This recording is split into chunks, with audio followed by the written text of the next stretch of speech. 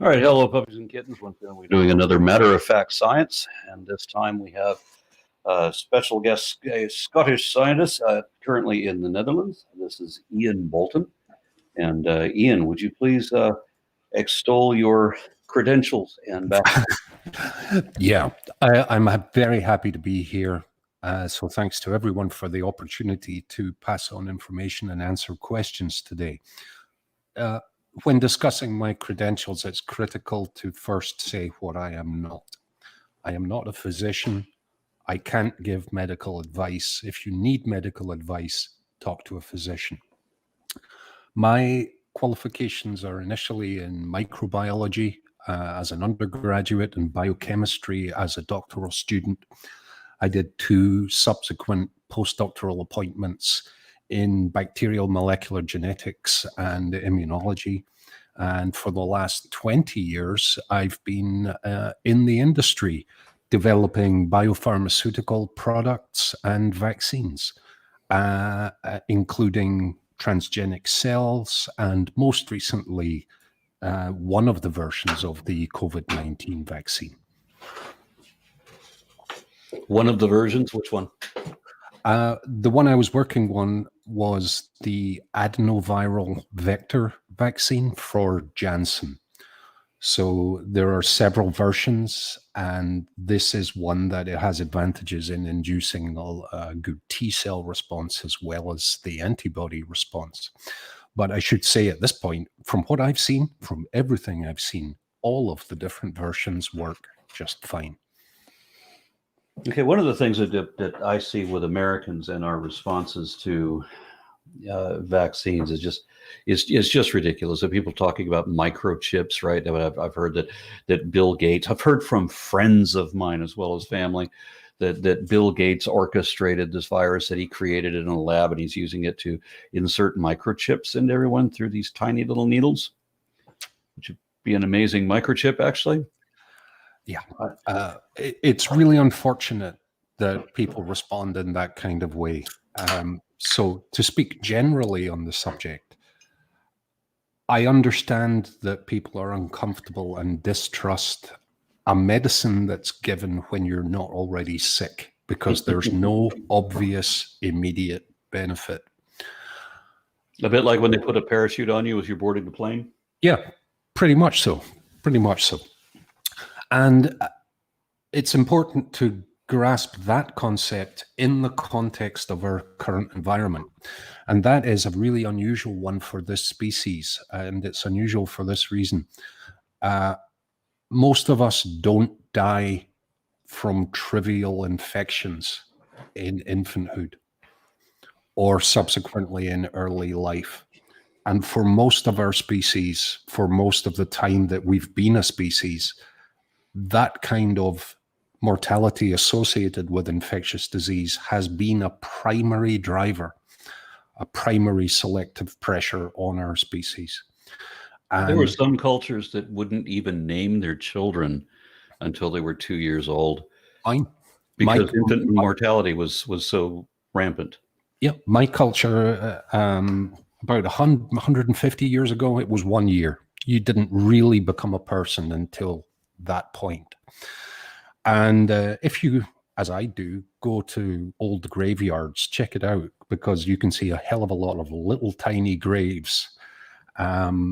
So our current culture doesn't typically experience infant mortality as a really, really common thing. We're getting really, really good at not having kids die. And as a result of that, the driver towards prevention isn't necessarily obvious. It's obvious to me, it's obvious to people who are informed in the field. But without vaccine intervention, lots of kids die really quickly. And that's always been a driver for me and my career, because I don't like dead kids. I think those are a bad thing. Let's try and avoid those things. Yeah, I'm with you there. Another problem that we have is that Americans also can't seem to understand evolution. They keep thinking that if a bacteria evolves, that the bacteria might turn into a person. Because Yes. the common misperception is that evolution isn't evolution unless it's one thing, one kind of thing turning into another fundamentally different or totally different kind of thing, so that the offspring is not related to its parents. Yeah, that's always struck me as a real challenge. And whenever they bring it up, I'm like, but that would disprove evolution if that Yeah, happened. and I think they know that. I think this is just something that they've tried to bastardize the concept in their mind to the point that they can't understand it and thus don't risk belief in it. But the problem with that is, who was put in charge of the vaccine response? That was Mike Idiots. Pence, Yeah, who believes idiots. the Earth is 6,000 years old, and believes Noah's Ark was real. And so he doesn't understand evolution. So you have a virus that exists, let's say in bats, because I guess we're not still entirely sure about that. Maybe you can fill us in. Yep. Maybe it mutated to the point where that virus, and not every member of that virus, you still have the original wild type, and within that you have a strain that develops that can transverse between bats to pangolins, and then within that you get another strain that can transverse to humans.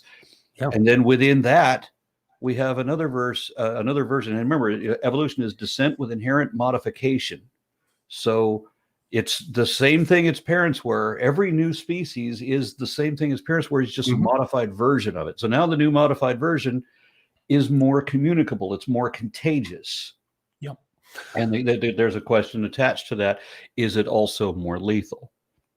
There are a couple of really important points there, Aaron. And the transfer from one species to another sounds on the edge of science fiction, but I need to be very clear that this isn't guesswork. The concept of zoonotic transfer of viruses is extremely well understood. It's not totally understood, of course. And viruses have a really interesting, or some viruses have a really interesting property. Instead of having a deoxyribonucleic acid or DNA genome, they have an RNA genome. And some of them have a genome that's segmented as well, which means the opportunities for change are dramatically fast. And if you couple that with a generation time of minutes, you end up with an evolutionary rapid development, or the potential for it. So the only way it could be faster is if it was sexual reproduction. Absolutely. Yeah. So there is no such thing as a pure culture of a virus, because they're variable across a broad spectrum for biochemical reasons that we understand really well. Basically, RNA does not copy itself with the same fidelity as DNA. Therefore, the variation within a population is consistently broader. And if you can swap in and out whole sections of your genome, as flu does, unfortunately, and rapidly and repeatedly, then you need to stay up to date with the vaccine, because you're shooting against a moving target.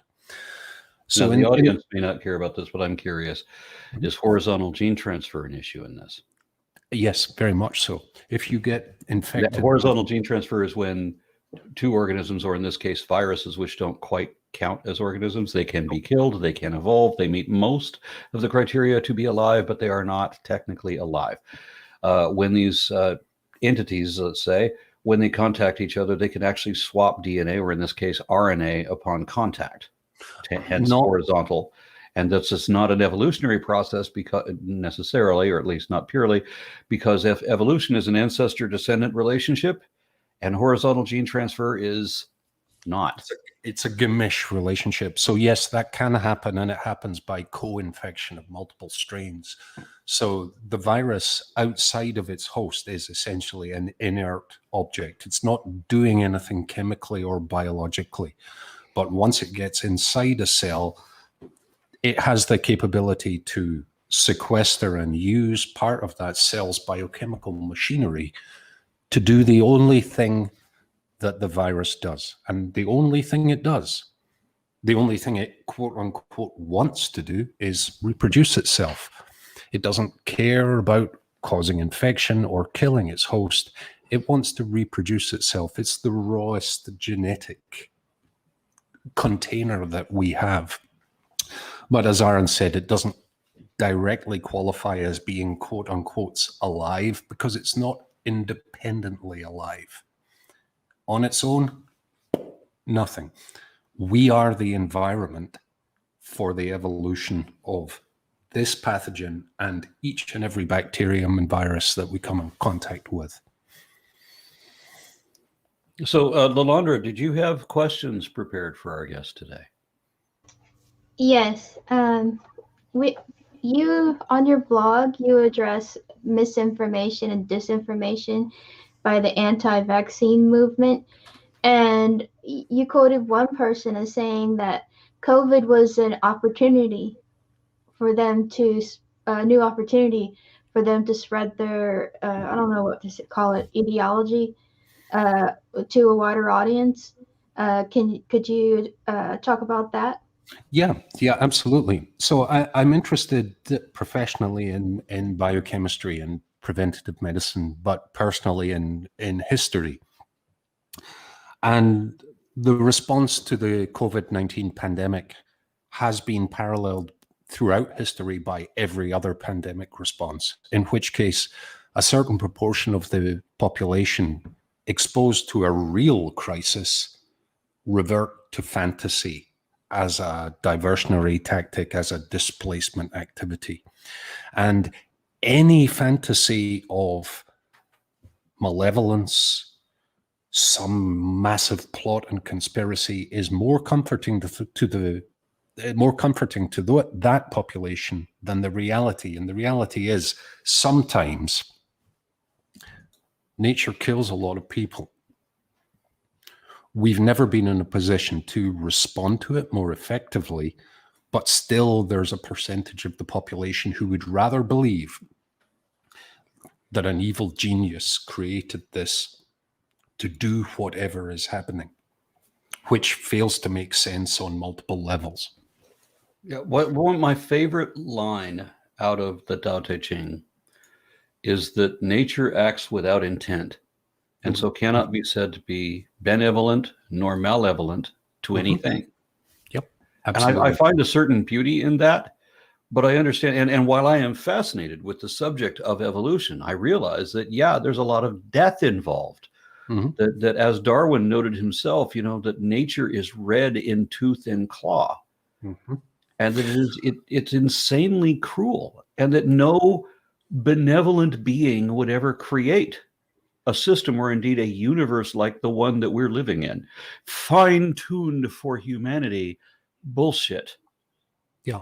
We exist on a fraction of the skin of this one tiny mote of dust, in 78 billion light or trillion light years, is it? I don't know. The numbers are incomprehensible to me. No, I mean, to speak as an artist and perhaps less as a scientist at the moment, isn't that cool enough? I think it's pretty cool that we've reached the stage in our development as a species that we can look out into the universe and go, holy shit balls, man. It's not just us.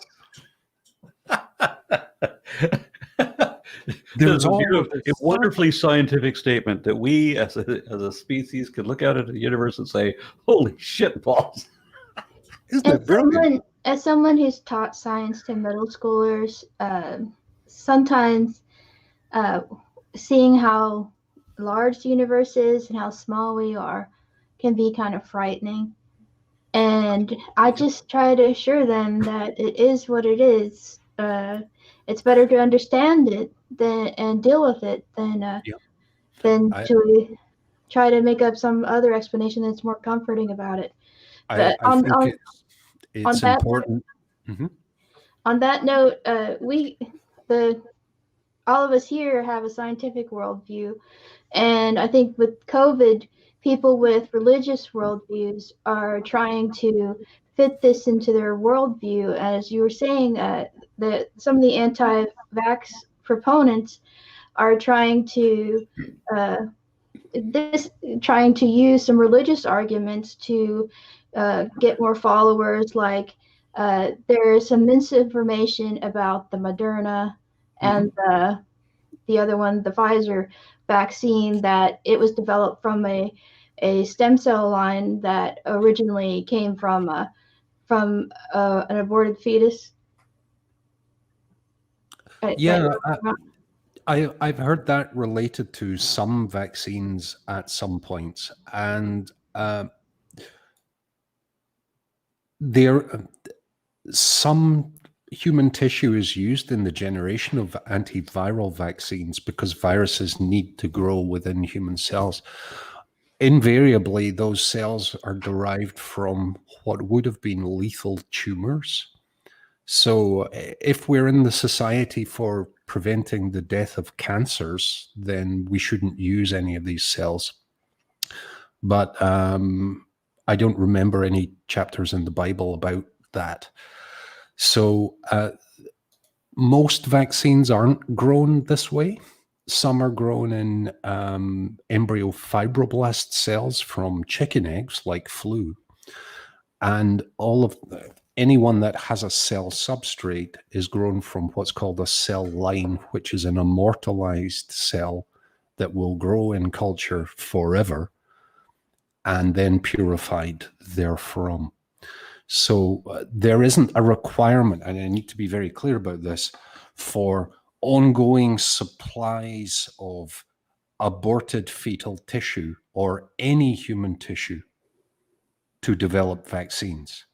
What we use are cell lines. These are stored in liquid nitrogen. You can culture them, you can expand them because they are cells that are defective and will grow forever. Or at least that's what we've found so far. Something I'd like to point out to some critics in our audience, and maybe who are not completely friendly to the worldview concept, Sure. that they might want to bring up as relevant when it isn't. Is it people who are trained as you are in biotechnology, right? Any scientist is going to talk about his field. He's going to talk about what he knows in his field. He's going to distinguish himself as a bachelor or a master or a PhD, yourself a PhD. And people in Fox News will make fun of that, saying, well, you said you're not able to give medical advice. Well, if it's Jill Biden, then it's an issue that she calls herself a doctor because that's deceptive somehow. But it's okay if you call William Lane Craig a PhD. For whatever reason, that's okay. Even though if somebody's having a heart attack, he's not going to be able to help them either because there's this huge issue with double standards. But the thing to notice about scientists and the way they speak is they're very careful to talk about only within their expertise, and they're very hesitant, and they measure their words to make sure that what they're saying is accurate and won't be used against them. Whereas if you were talking to an evangelical, they'll say whatever the hell they want to. Yep. And it doesn't matter. Yeah. And it's because my aim isn't to mislead, it's to actually clarify. And I need to be clear. I've had a lot of opportunities in my life and have been able to follow my passions, but I'm not special. I just spent 30 years doing one thing with a degree of commitment. I'm a specialist in biotech. My best friend is a specialist in plumbing, and there are 500 things that he can do that I need that I can't do. So when my car breaks down, I don't go to a dentist. And when I want to talk about immunology, I don't talk to a pastor or some of the whack jobs that I've seen, because apparently my career is motivated by a desire to genocide a bunch of folks and or make cyborgs via DNA something. I doubt very much whether you from Scotland or currently in the Netherlands have the same collection of friends and family that I do. But I'm just wondering, do you ever meet those kind of people who tell you that Bill Gates created this virus and that that it is the Illuminati who's trying to exercise control over us because of reptilian aliens and human guys? I meet these people. I know them. I come across them via internet connections, and that's a good thing because it's an important self-check. Not everyone is in my world. Not everyone sees what I see. That's fine. I'm very, very fortunate in that those people in my family who are extremely vulnerable are also pragmatic and extremely rational. So I'm talking about and to my parents at the moment. So thanks, Mom and Dad. I know you're watching. It's great. Thanks.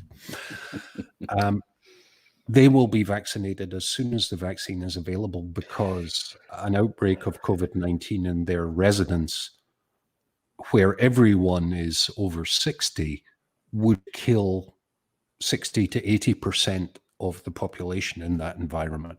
So I talked with my mother yesterday about this, and I mentioned how we're trying to get ourselves scheduled for vaccines and everything, and I'm curious about how she's scheduling herself, because she should have her vaccine now, being that she's in her late 70s at this point, and she tells me she's not going to get a vaccine.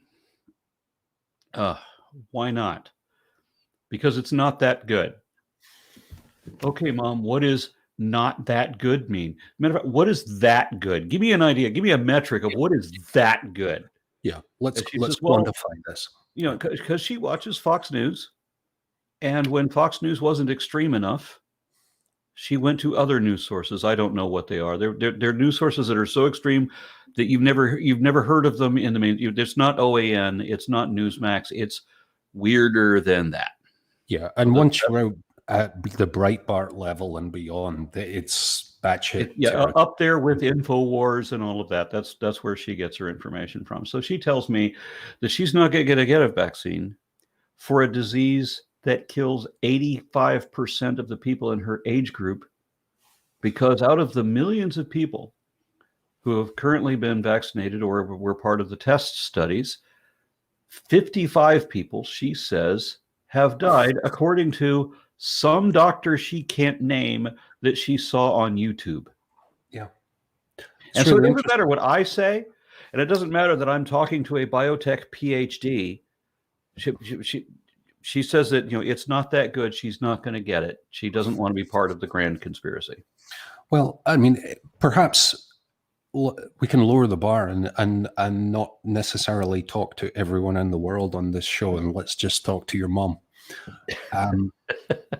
I've recommended in good faith to my mother, who's almost, in fact, she's 81 years old at the moment, that it's really, really important that she gets vaccinated, because otherwise, if she gets this, she's in a box. That's it. She might survive, but the probability is really, really low that she would, for all kinds of reasons. That's another thing we need to bring up, is that the people who survive this, because most people survive this. Most people do. Most people survive this, but most people who survive this also retain permanent, lifelong damage. That's an emerging thing, because it's a new it's a new pathogen, but it's certainly indicated that there are long-term issues related to this. And some people get a mild case, some people get an extreme case. There's a lot that we're learning. But if you're over 60, there isn't a mild case. This is a critical and potentially lethal condition. You raised the 55 deaths, and it's important that we dissect that a little bit.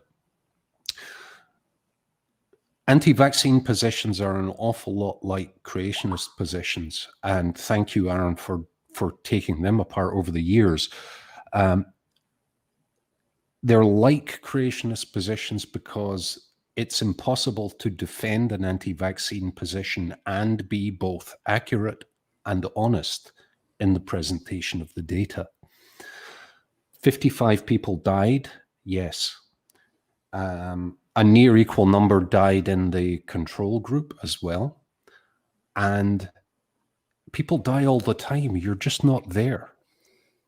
And by that, I mean, in a large enough trial size as required for a vaccine to be licensed, you're looking at tens of thousands, hundreds of thousands of people.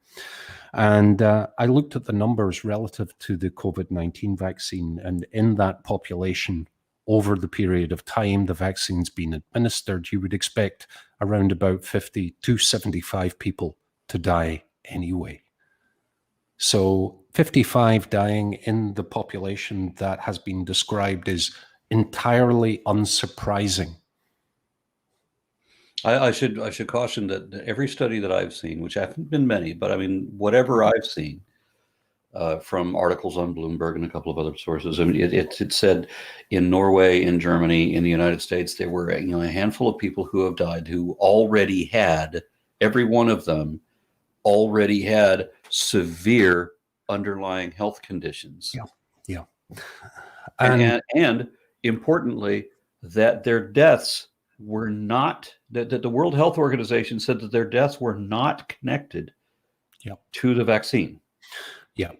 So if you're vaccinating a broad enough population, some of those people will be on the edge of mortality anyway.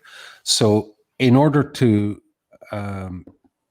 discuss this a little bit deeper, the mandate, the legal requirement for vaccine adverse event reporting is anything. You could fall over and break your leg while skiing. You would still report that as an adverse event if you had a vaccine 20 minutes before. So the numbers aren't alarming to me It's any funny way. that the same people who make this claim, right, that the 55 of the 55 individuals out of the however many tens of thousands, if not millions of people that were part of these studies or have gotten the vaccination so far around the world, that these 55 people died already having severe underlying conditions that, well, they immediately connect that to the vaccine. They say that the vaccine killed them. Yeah. Regardless of what actually killed them. But the same people will also argue that if you were diagnosed with COVID-19 and you died in a motorcycle wreck, then they would attribute your death to COVID and put you in that category. So they're telling you that they're fudging the numbers, but that we're not. Yeah. And another huge double standard. For the purposes of this discussion only, because I don't hold this to be a fact, let's assume that those deaths are 100% attributable to the vaccine or any vaccine. Let's do that for this discussion only.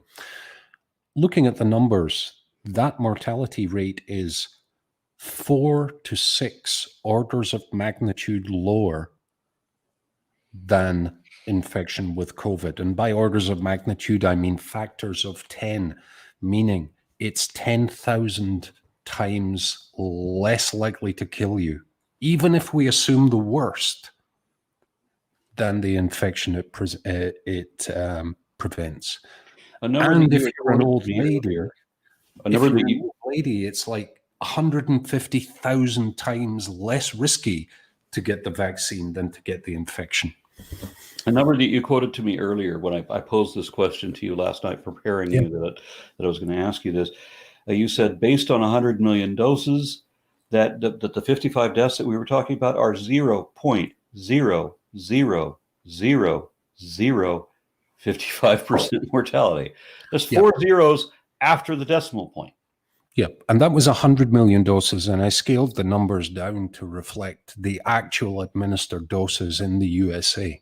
Now, let's do the flip side. You didn't get the vaccine, and you're in your late 70s, and you get COVID. What is your chance of dying over COVID? It's more than 50%. Flip a coin as opposed to 0.0000055%.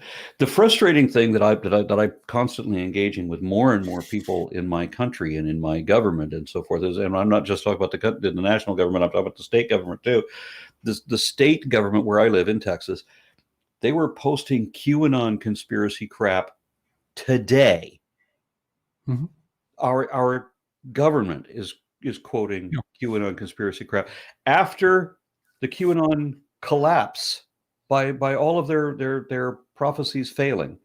And our government is still quoting that. Our government started quoting them after their ultimate failure. The hell is wrong with people? So the Q folks, I mean, I always like to, break it down to the fundamentals, and it's easy with religious folks talking snake, magic, tree. I don't have to go any further than that. But Q, they're like, everyone who isn't a fascist actually eats children. I don't I have asked to go my beyond mother. that. If you accept that as a core premise, we're done. I You're asked my right, mother, John. "Do you really believe that Tom Hanks is drinking raped baby's blood while he performs rituals to Satan?" And her initial answer was, "You can't prove that he doesn't."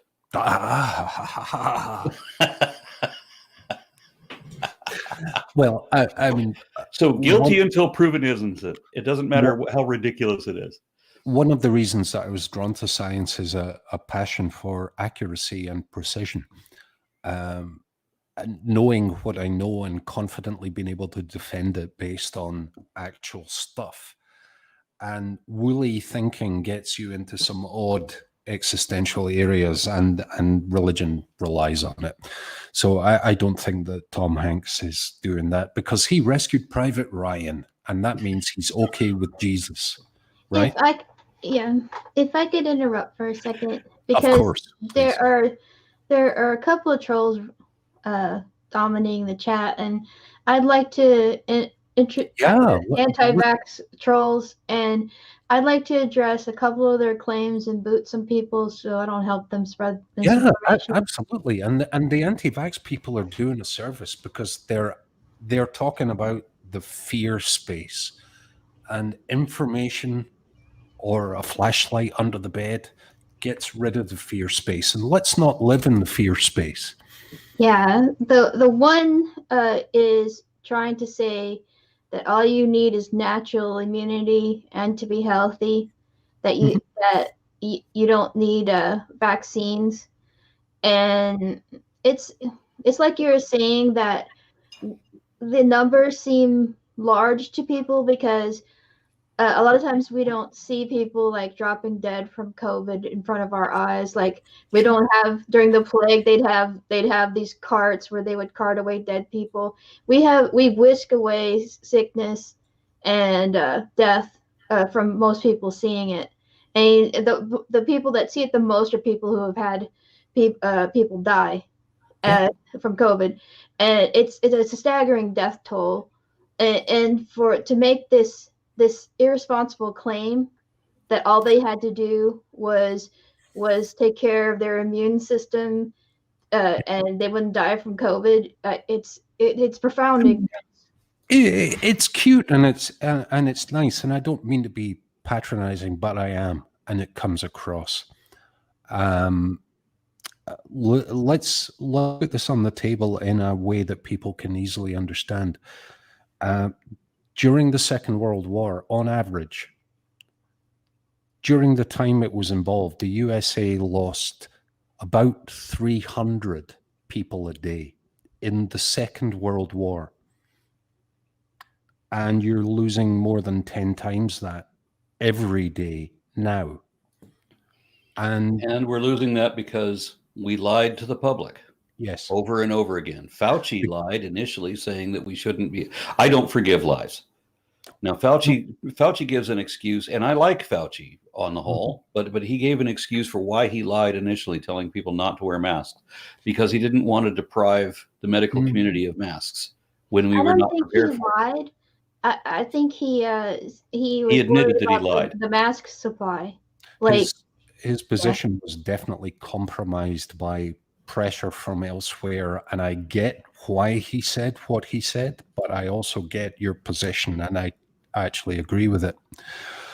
I consider the inaction and the misinformation regularly and repeatedly offered by your government to be a crime against humanity.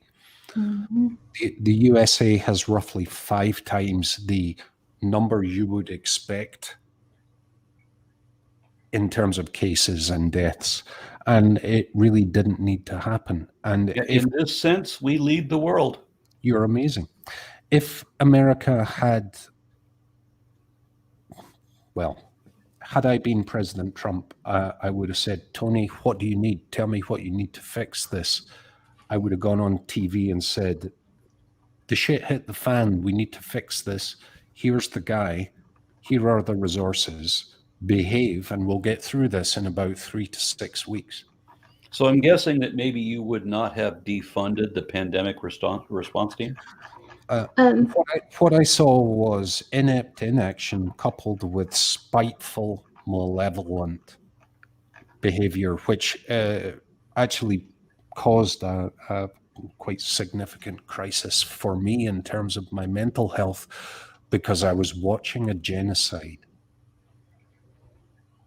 I would like It, to add something sorry, here. I just want to add a little Sorry, bit. It wasn't a okay. genocide against a specific ethnic group. It was a genocide indirectly targeted against poor folks in the USA whose lives don't matter as much as everyone else's, apparently. Sorry, Leandra. Okay, no problem. Thank you for being so polite. There's you were trying to give perspective for the mortality rate, at least in the United States, but worldwide, it's one of the 9th deadliest now, in It's in the history. top 10. If you correct for proportion of the population that it's killing, because the numbers were smaller in the past, population numbers, but proportionately, COVID is killing a lot of people for how many much more people we have right now. Yeah. But And in India, Africa, and China, which is most of us, we'll never know the extent of the pandemic. yeah, Not because the in numbers any accurate sense. because the numbers maybe aren't being reported as accurately as possible. But someone was saying, I hear this a lot too, that only 1% mortality rate, and someone was calling it a scamdemic in the chat. Let's put this in perspective. The flu in the United States kills about 40,000 people every year, and if the flu killed 400,000 people in a year, we would need to rush out a vaccine for this strain of the flu because it's killing a lot of people. It's killing a lot of people that wouldn't otherwise be dead. We're going to be at Many more 500,000 people in a month. Yeah. It's not a piff. That's not a lot of people. Or that it's only 1%.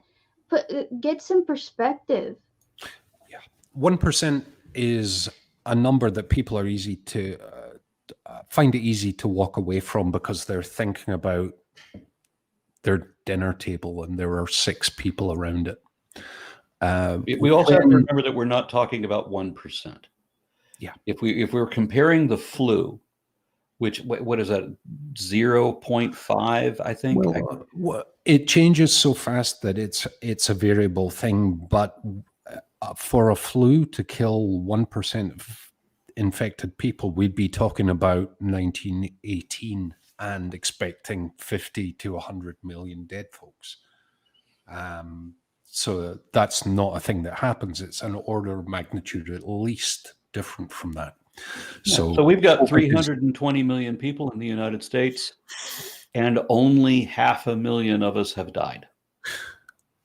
Early in the pandemic, I did some calculations and I was like 1.2 million dead in the US if Trump had been reelected, for instance. I would be advising people who wanted to make money to get into the funeral parlor business in the US because it's going to be the best year ever. And it doesn't just magically disappear in April, May, June, or July, evidently. Well, what if we use like solar radiation on our internal organs? Yeah, I saw Tony Fauci's face when Trump was doing that, and it was like, oh, for God's sake. It was the double face palm. What am I doing in this room?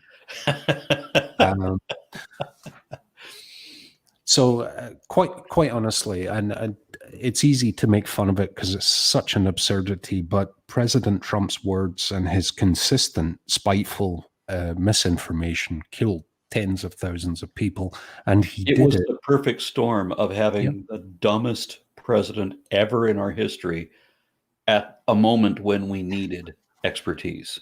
When he had the rally at Mount Rushmore, it was a giant fuck you to everyone, excuse my language, and he put all of those people at mortal risk just because he could. Yeah, I ride a motorcycle, and Sturgis, which is the big, annual event for motorcyclists, became a super spreader event, such that South Dakota ended up with whole towns worth of populations dying. It was a profound tragedy, and it affected me very, very significantly. But while pandemics are as natural as thunderstorms, and it's an expected thing, and in previous talks I've said the question isn't if there will be another pandemic. The question is when it will happen and how we will respond to it. And I was never concerned about things like Ebola because it generally kills you where you are. I was concerned about things like flu that are bad enough to do what we've seen. Or after the SARS outbreak in the 90s, things that are zoonotic transfer respiratory viruses. And here's the great thing. When that first happened, a whole bunch of smart people said, how do we work on vaccines for this? And they did that work. And when this variant emerged, we were already very advanced in terms of what we could make. So it was essentially a genetic plug and play to go from what we had to what would probably work for this. And that's the joy of empirical science. So just to put this in perspective, had this disease emerged in the 1400s, yep, would it have eclipsed the Black Plague? Yeah, probably. It might not have been quite so virulent because of the relative death rates, but it would have crippled the population and it would have ripped through any substantial population. But we have to, as evolutionary scientists, talk about the environment as well. The human environment then was more or less static in the short term. You can have a big bunch of people, but none of them are going more than 50 to 100 miles from where they are. Now, we have a much more homogeneous population in that you can travel anywhere in 72 hours in the incubation period for pretty much anything. When Trump finally stopped. We're perfect vectors for viruses. We travel so fast everywhere. We make contact with different species that used to be remote. With our rapid travel, like if you traveled to the jungle and met this particular species that the COVID developed in, you might die before you got back to civilization. Yep. But now we travel so rapidly, and our ignorance helps spread it really fast too. And here's a thing that you might enjoy, and it's a little dark humor, but in the pathogenic Neisseria community, and that's Neisseria meningitidis that causes meningitis, and Neisseria gonorrhea, that's the other end of your various tubes. The Hajj, the congregation of Muslims from all around the world in one place where they walk around in a place for a while for reasons, has long been tracked as a super spreader event for Neisseria meningitidis. There is always an outbreak associated with the gathering from everywhere, and you can plot it all over the world. It's a thing that we've looked at.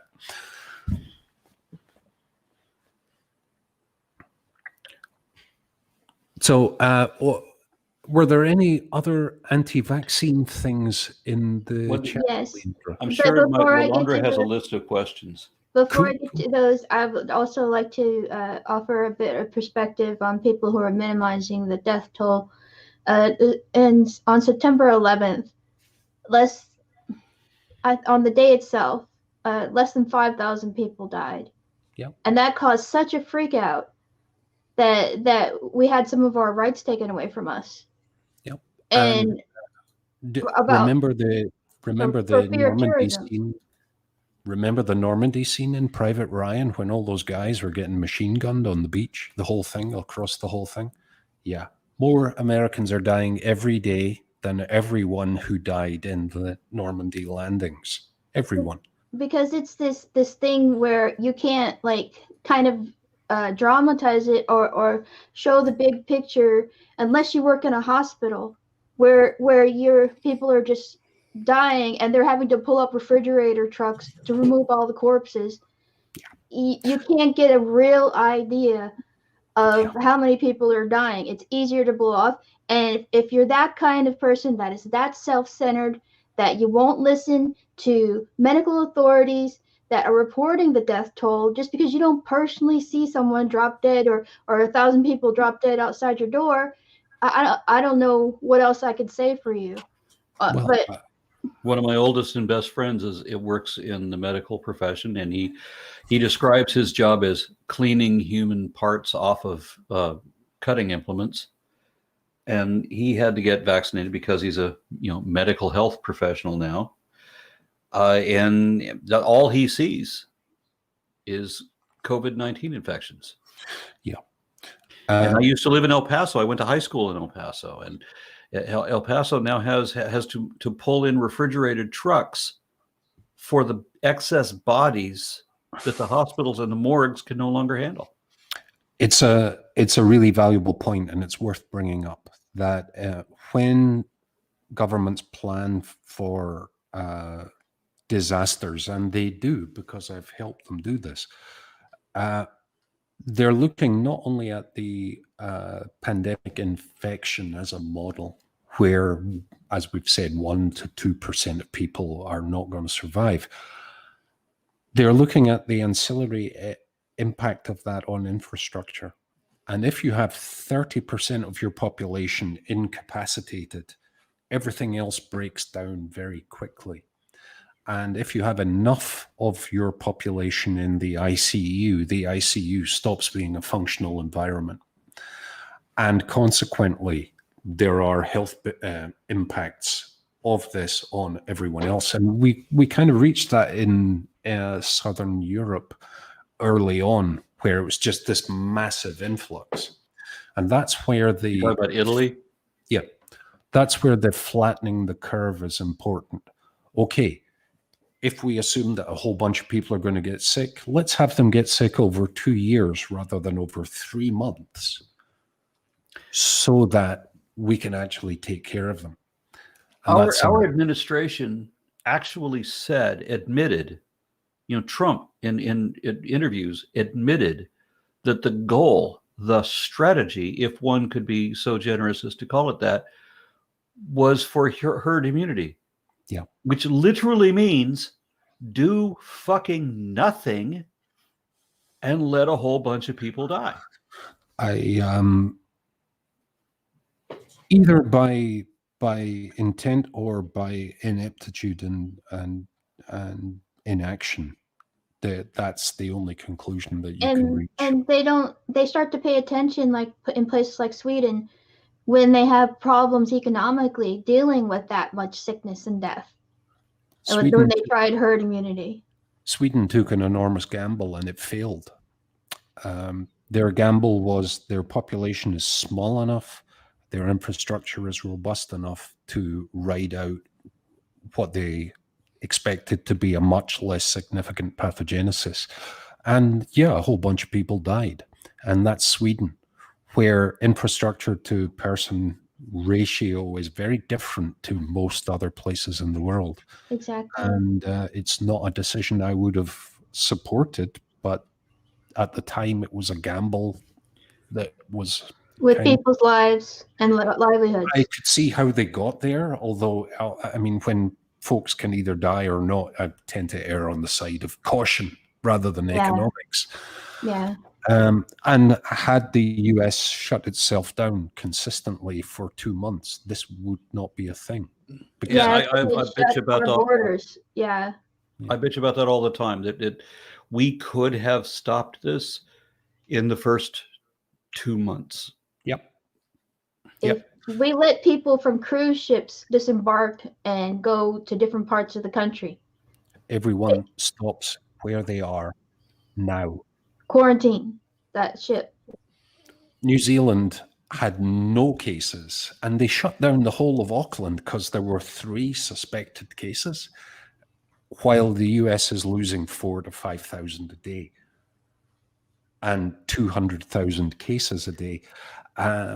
When I see the anti-vax people, the anti-mask people in particular, it seems to have become associated with being a Nazi as well. And there's a peculiar collocation between reality denial in one sphere and...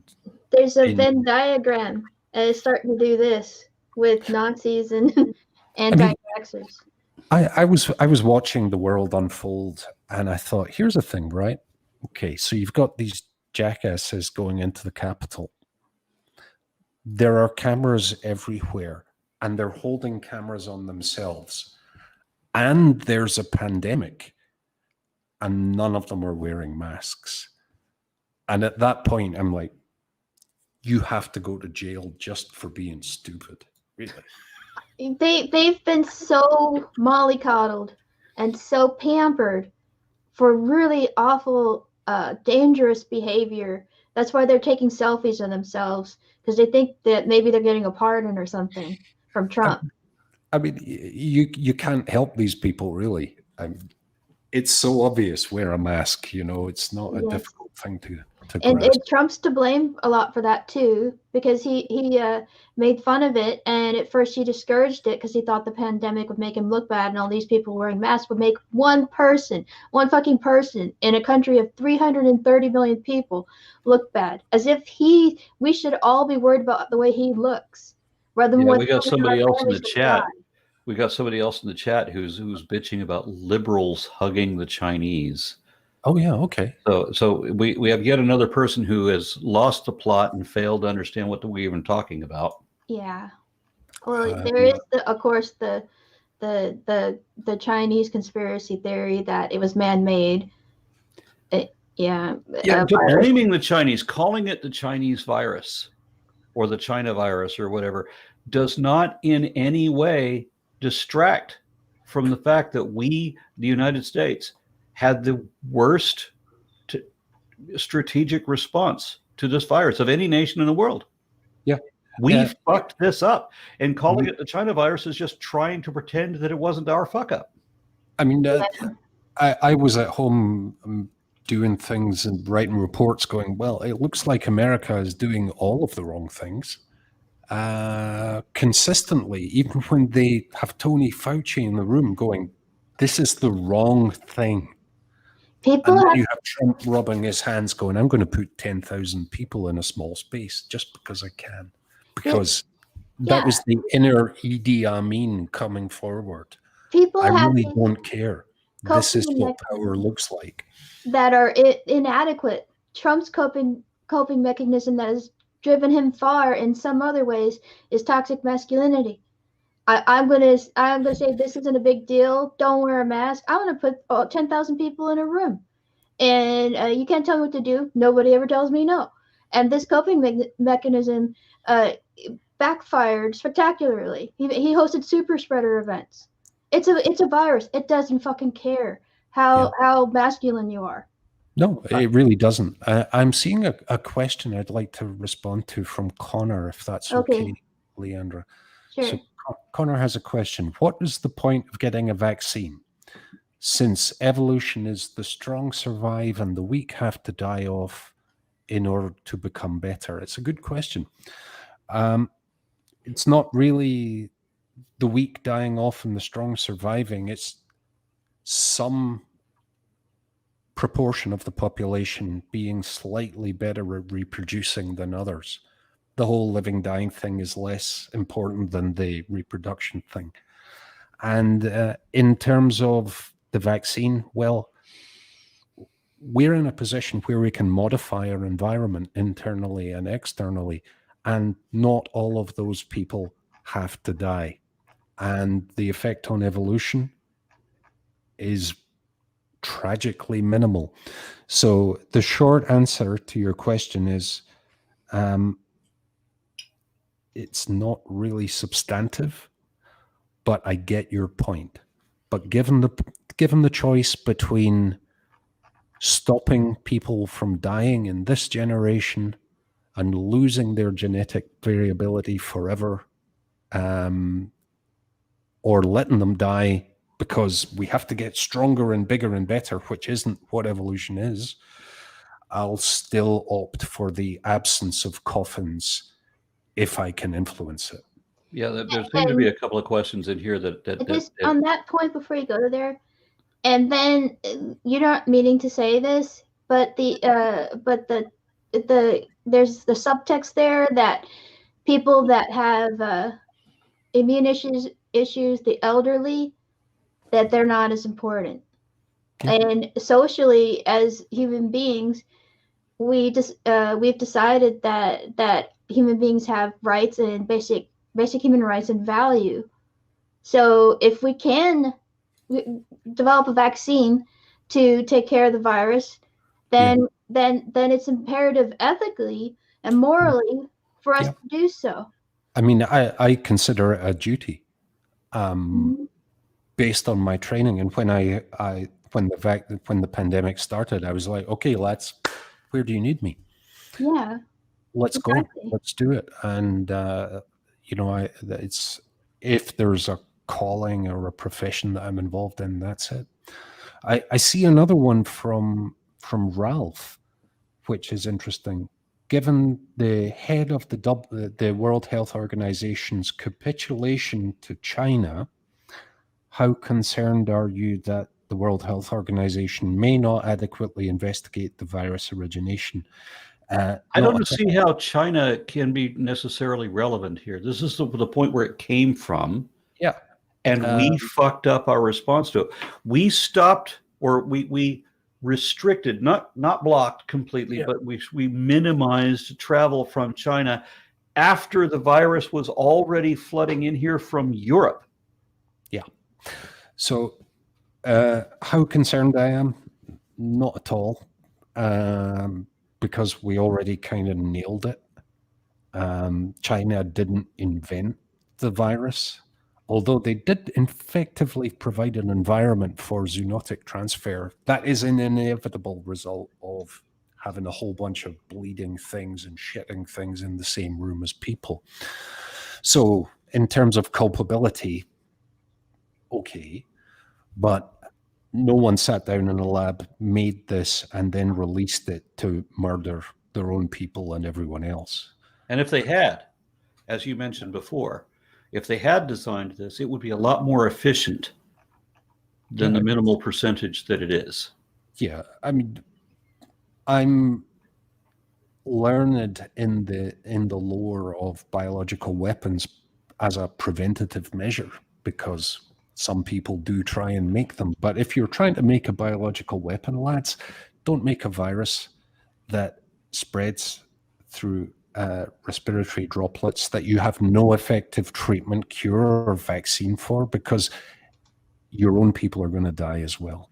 And then why were you doing the fighting bit anyway? Yeah. So none of it makes sense. This is a virus that has spread from one species bridged through probably at least another one to people in a way that we understand really pretty well. Yeah, there's a number of questions in the chat that I don't want to. The one you just answered, the person that you just answered, asks a couple of questions that would be their own podcasts. You know, like, what is toxic masculinity? And looking at that person's name, my initial answer is, well, you are, or what what I would expect to be. I mean, for me, it just means using the weird secondary sexual characteristics of upper body strength and. Yes. No, I was raised in a very toxic masculine environment. I mean, you had to be man enough.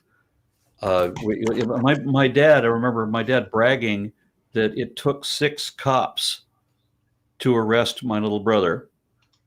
and I was only arrested by 2 cops, Yeah. then there's something wrong with me Yeah. somehow. That's toxic masculinity. That's an example of it, of which I have many different ones. It's a super valuable survival trait if and when you're fighting for your life, as we don't really have to do that often anymore. So yeah, mostly Well, it just Well, But what I was saying, I don't want to differentiate though that not all types of masculinity are toxic, and some people are naturally very masculine. It's only toxic if, as a coping mechanism, it doesn't work for you or it aggravates a problem, like Yeah. the COVID pandemic. Instead of cooperating with the rest of the scientific community in the world, you're trying to hush everybody. Anthony Fauci is so relieved to deal with Biden because he said that if something, Biden doesn't want an answer if you don't know the answer. You Yeah. know, Yeah. and toxic masculinity means someone like Trump who brags. He knows all the best words and he knows things that he doesn't. And well, go find out. You'll be like fine. braggadocious and Kofefi. I would certainly agree that he is the essence of toxic masculinity, but I'd also like to add that he's also a psychopath. And Yeah, we don't need it to talk adds a certain je ne sais quoi to the whole mixture there. Yeah, I don't want to get sidetracked. No, I of would course. I'm going to ask Lalandra that she's gathered a number of questions, and I would like her to make sure that all of those questions get addressed. Okay, that's great. I will need to step away for about 30 seconds and I will be right back. So this may be a good time to review questions. Okay, All right. Why don't you read the super chat while he steps away? perfect. The super chats have disappeared for me. I can no longer pull them up. They're in the private chat. They're the ones that say super chat in front of them. I think Peter posted them too. Nope, they're all gone. Even All right, in the even private chat. It says super chat. That's where I am, and I'm not Okay. seeing them. It says super chat. The first word, it says super chat. It's not a big picture. I know how to read, but the word is not there for me to read. Okay, it's where Peter posted at 11:33 a.m. Super chat. Okay, where Peter posted the thing that isn't there, it isn't there. Okay. So if you can see it, private chat. you can read it. Click I'm on in the private chat. It's not there. Skip every one that doesn't start with the word super chat. Okay. And go to the one that says super chat. There's All 1, right. 2, 3. Since there is no thing here that says super chat, what would you like me to do? If you can see it, you can read it. I cannot see it. I've been all through I'm in the private chat. I've gone up and down it. There's nothing here that says super chat. Please read if you can see it. I don't see it. Okay. Anyways, super chat from Onicia Spinks, $10. Have you or other doctors thought with the ice melt that our old virus would be reawakened, and how may it spread and combat it as well? Thank you and keep up the good work you all do. Yeah, that's a fair question for our guest. Yeah. That's a thing that could happen, but is not a thing that has happened that we're aware of. Okay. Jeffrey Green, thank you for all your videos. I hope $10. I hope I owe you more, but I'm a cheap bastard. I will give you more if Tom Hanks eats a baby in his next movie. Oh, I remember that one. I saw that one like an hour ago. Didn't he eat a baby when he was cast away on the island? That was when the baby eating thing happened. I did see a super chat just show up this is for Danish debater. Interesting talk. Will you have any more opposition online or just chats? Compared to EU, US should have approximately 45,000 less deaths. Those are on Trump. Agreed with that. Dr. Ian no, wait, that's not a super chat. Just I'm almost finished with them. Ralph Ellis, $10. Dr. Boulton, given the head of the WHO's capitulation to the CCP, established interview regarding Taiwan, how concerned are you that the WHO may not adequately investigate the virus origination? We kind of talked about that a little. Yeah, we spoke about that. Yeah, not at all. Already done. Well understood. they didn't make it. Yeah. Sorry, it's not a bioweapon. None of that makes sense. Yeah. And another one, Majestic Beck, Canadian $20. Master Raw, thank you, Mr. Straw, for this chat. Gives a good perspective to the divided opinions on this urgent global issue. And the last one, I think, Suxy Pumpkin, looks like €5. Thanks for addressing this topic. I'll be getting vaccinated through the NHS. Good. Me and hubby have long-term conditions and can't afford to get COVID. Yeah, and even if you don't, do it for your community. I didn't die when I got the condition, and I wasn't ill when I got the vaccine. But if I gave it to either of my parents, we'd be having at least one funeral based on the numbers. So look after the ones you love.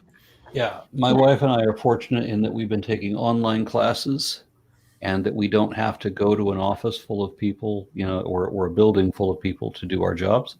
Mhm. So that's been fortunate on our end. But I have the same thing. My mom is like 78 years old. Not that much time left. I don't want to. I don't want my own irresponsibility to take away those last few years. Yeah, and wash your hands, wear a mask when you're in public, limit social contact, and you're done. It's not difficult. We're not limiting any of the constitutional rights. But my freedoms.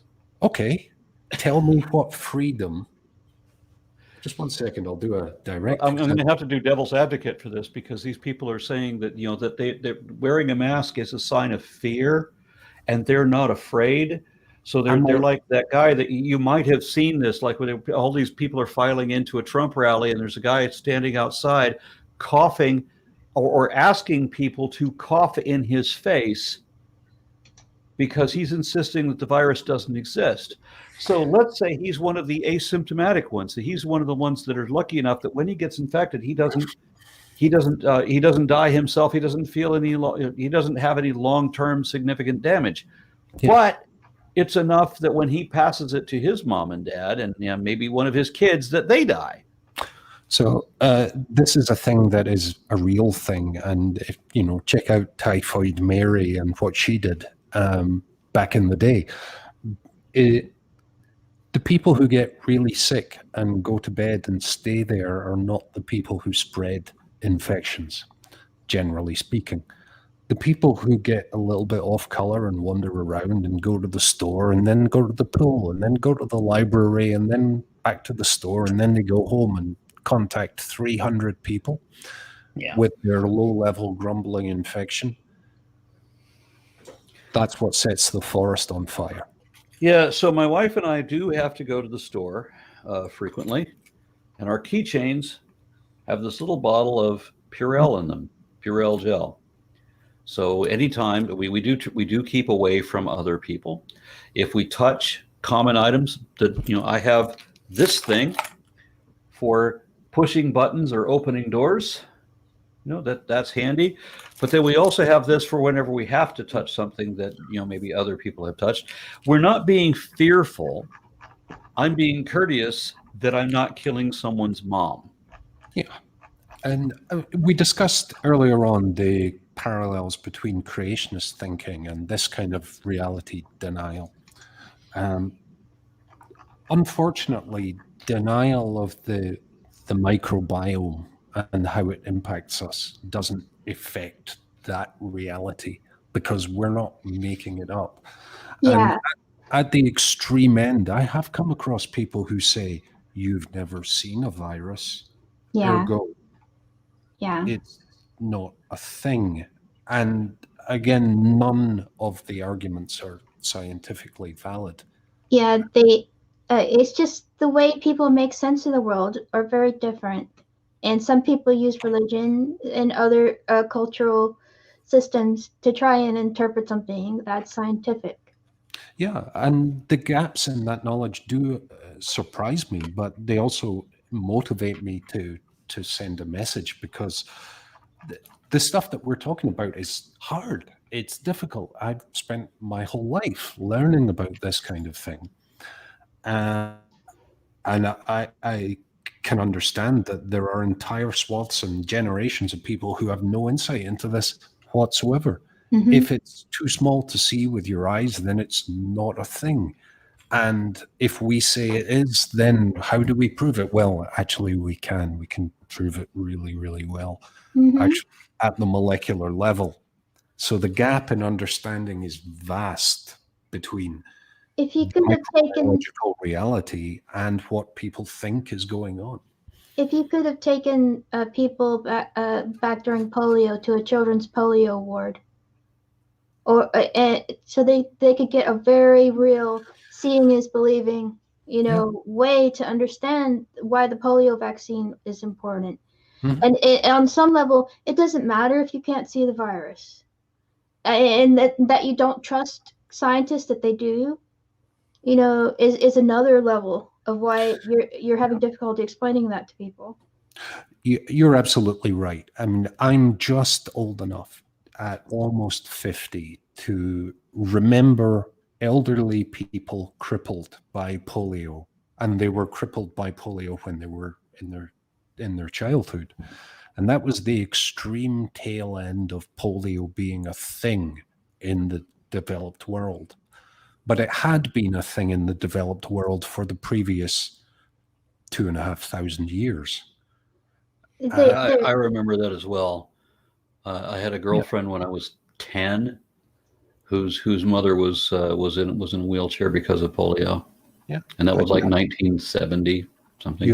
You had one president at least, and countless tens of thousands of people crippled or variously hurt by a condition that is gone now in all practical senses.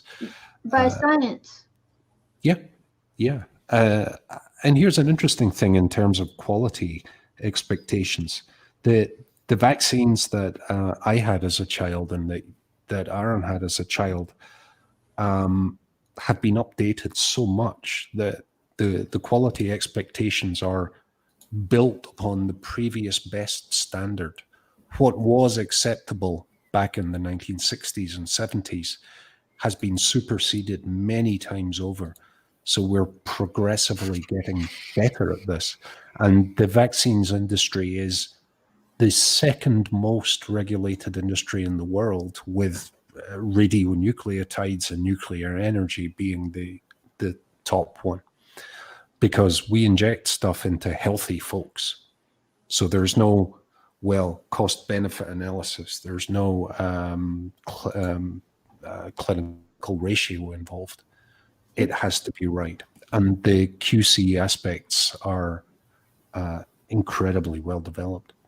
And the vaccine will still be important even if people dismiss people who the COVID is more likely to kill as evolutionary not important, which is weird. But it will still be important for healthy people to get it too, to protect other people. If you imagine an infectious disease as a fire and the human population as a forest, a vaccine makes trees, in that forest fireproof, meaning that it's harder for the fire to spread. So the more people that are vaccinated, the less fuel there is for the pandemic to continue burning. I wanted to make a comment too. I saw someone talking about how Arm was talking about how he takes precautions for his family and other people that might get COVID, and someone called into a question his courage that the shopkeepers, I suppose they're British, have more courage than him. And I see this all the time. Like people try to say be a hero and teach during COVID, or be a shopkeeper during COVID. They're pumping up people's vanity. It doesn't matter. It's a virus. I mean, I've got an analogy for that. Forgive me if this is brutal, but it really needs to be. Saying it's brave to not wear a mask is like saying it's brave for me to douse myself in petrol and run around the supermarket dousing other people in gasoline and then stand with a cigarette lighter. There's no benefit. The only bravery is all of us can die really, really easily. The thing that people don't understand is that you're not wearing a mask to prevent your own infection. I've had to explain this to a number of different people when I go into shops and like especially motorcycle oriented things, because they just think they're genetically impervious to everything. I have to explain that if I'm wearing a mask and you're infected, then I have a 70% chance within a 6-foot distance of being infected by you. Yep. Right. But if you're infected and you're the one wearing a mask and I'm not wearing a mask, then I only have a 30% chance of being infected by you. So I'm wearing my mask not to protect myself. This is entirely only to protect other people. Yeah. But that's the problem that Americans have. They don't do fuck all to protect other people. Yeah. I mean, the equivalent is putting your seatbelt on, although you would have to put your significant other seatbelt on to make it completely analogous. But I wear a seatbelt not because I expect to wreck my car, but because car wrecks happen. And it will probably save my life in that environment. Equally, I wear a mask not because I'm infected, but because I might be. And other people are vulnerable or might be vulnerable. And again, we're not talking about myself, right? We're talking about if I'm asymptomatic and I don't even know that I have the disease, I could be spreading the disease and you could carry it and you could be asymptomatic, or you could survive with minimal damage, but you're still going to infect your mom It's just and your kids. Yeah. Someone is saying the best equivalent is secondhand smoke. It's similar to that, but I like the running around with a gasoline can because it's a little bit more dramatic, you know. Hey folks, how brave do you feel now? I could torch us all. How brave is it? How brave is it that you caused an infection that killed someone's mom? Oh, you're so brave. You're 35 or 40 years old. You have good chances of surviving that yourself, but your 80-year-old mother doesn't. Yeah. And I'll stop this kind of bravery talk right now. Like, one of the possible complications of COVID is impotence. Now you're risking not ever being able to have sex again, and risking death makes it seem like, oh, you're so brave. Yeah. Is it brave to put yourself at avoidable mortal danger for no gain? No, not really, unless we're reading different books. But that kind of gets you a douchebag ticket in my book. And here it's an interesting culture, because if I walk into a store without a mask on, they'll give me a mask and say, please put this on. And I'll go, oh shit, I'm really sorry. Okay. Because social contract. Yeah. Everyone gets it. You know, the left isn't making people sick. It's an illness. Viruses. We're a culture. We have to help each other, right? It seems pretty Well, no, basic. that's a leftist idea about we have to help each other. People on the right don't have that philosophy at all. I got mine, fuck everyone else. That's here in the States, they abuse retail workers if they're asked to wear a mask. I think it's just really entitled, selfish. I mean, if I say toxic, some people in the chat are going to get offended. But no, I think you're right, and it's not just men, and it's certainly not just women. So the appropriation of the Karen thing is unfortunate.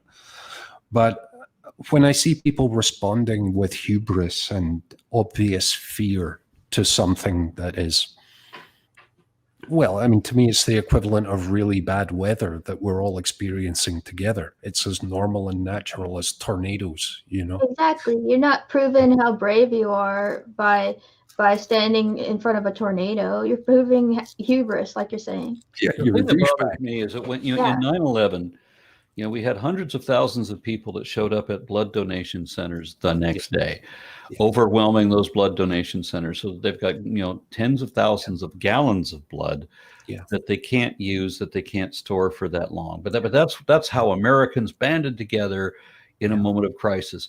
This is another moment of crisis. And the thing to do to band together as a people and show your patriotism would be to have the fucking courtesy of putting on a mask. But for whatever reason, we can't get that. Why don't people understand this? It's a mystery. It really is extraordinary to me to see it, because it's really not complex.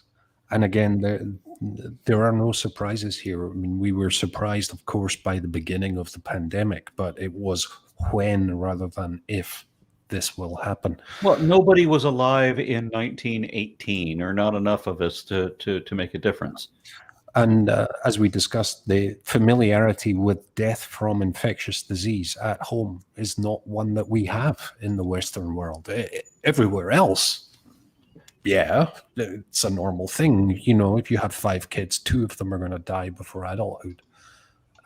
We've moved on, and we're very, very spoiled to the point that if we can't get our low-fat latte without a mask, then we're going to assault someone, which to me is like, why? What's the payoff in doing this? You know? Oh, sorry, I posted something in the chat that went the wrong way. So I put it. I want Lalandra to go through her list of questions to make sure that we've covered everything that's currently there. This is something I don't quite understand the question, but I'm going to read it. Assuming everyone knows 150 people, Dunbar's number, how many people in the U.S. have to die of COVID before everyone is likely to have known someone who has died of COVID? Don't know. And they put a calculation there, 330 million divided by 150, so 2.2 million. Yeah, I guess. I mean, I know I guess, a few hundred people, and I know several that have passed away, either by 1 degree of separation or slightly more. I hope that doesn't become a factor, and I hope that people are vaccinated and protect themselves. Yeah, so like they're saying, how much does it have to be? Over 2 million before people accept the reality of it. But the next thing, what do you think, Ian, of the virus theory being that it was the beginning of biotic life with lots of modifications? That I didn't really hear that, so let me go back and. What do you think about viruses being the beginning of biotic life? That something like a virus was present before something like. I think the question is referring to protobionts being virus-like. Yeah.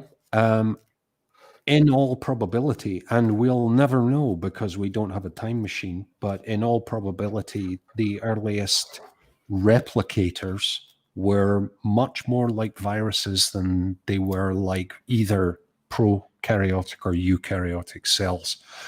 The reason for that is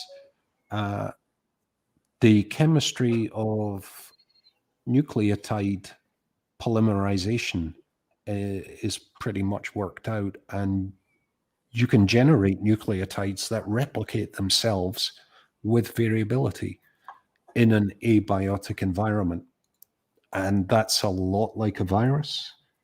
And as we know, things like micellar phospholipid bilayer membranes assemble automatically at a critical concentration.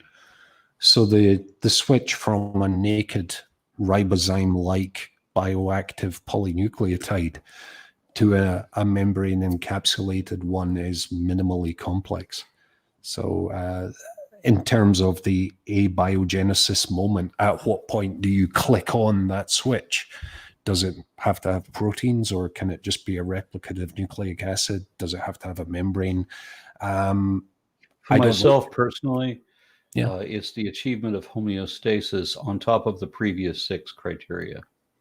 I would add to that energy generation as a key thing. independently, either by protomotive force or oxidative phosphorylation. But I agree with you.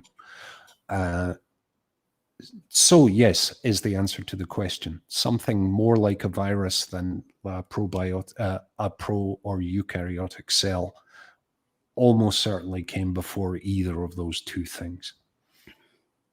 And magic wasn't involved. All you need is a concentration of chemical complexity and an active surface. And the active surface only makes what would happen inevitably happen faster.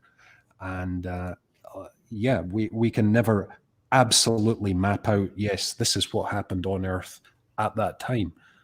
But we've kind of worked out 15 different ways that it could have inevitably happened. So magic, not really necessary.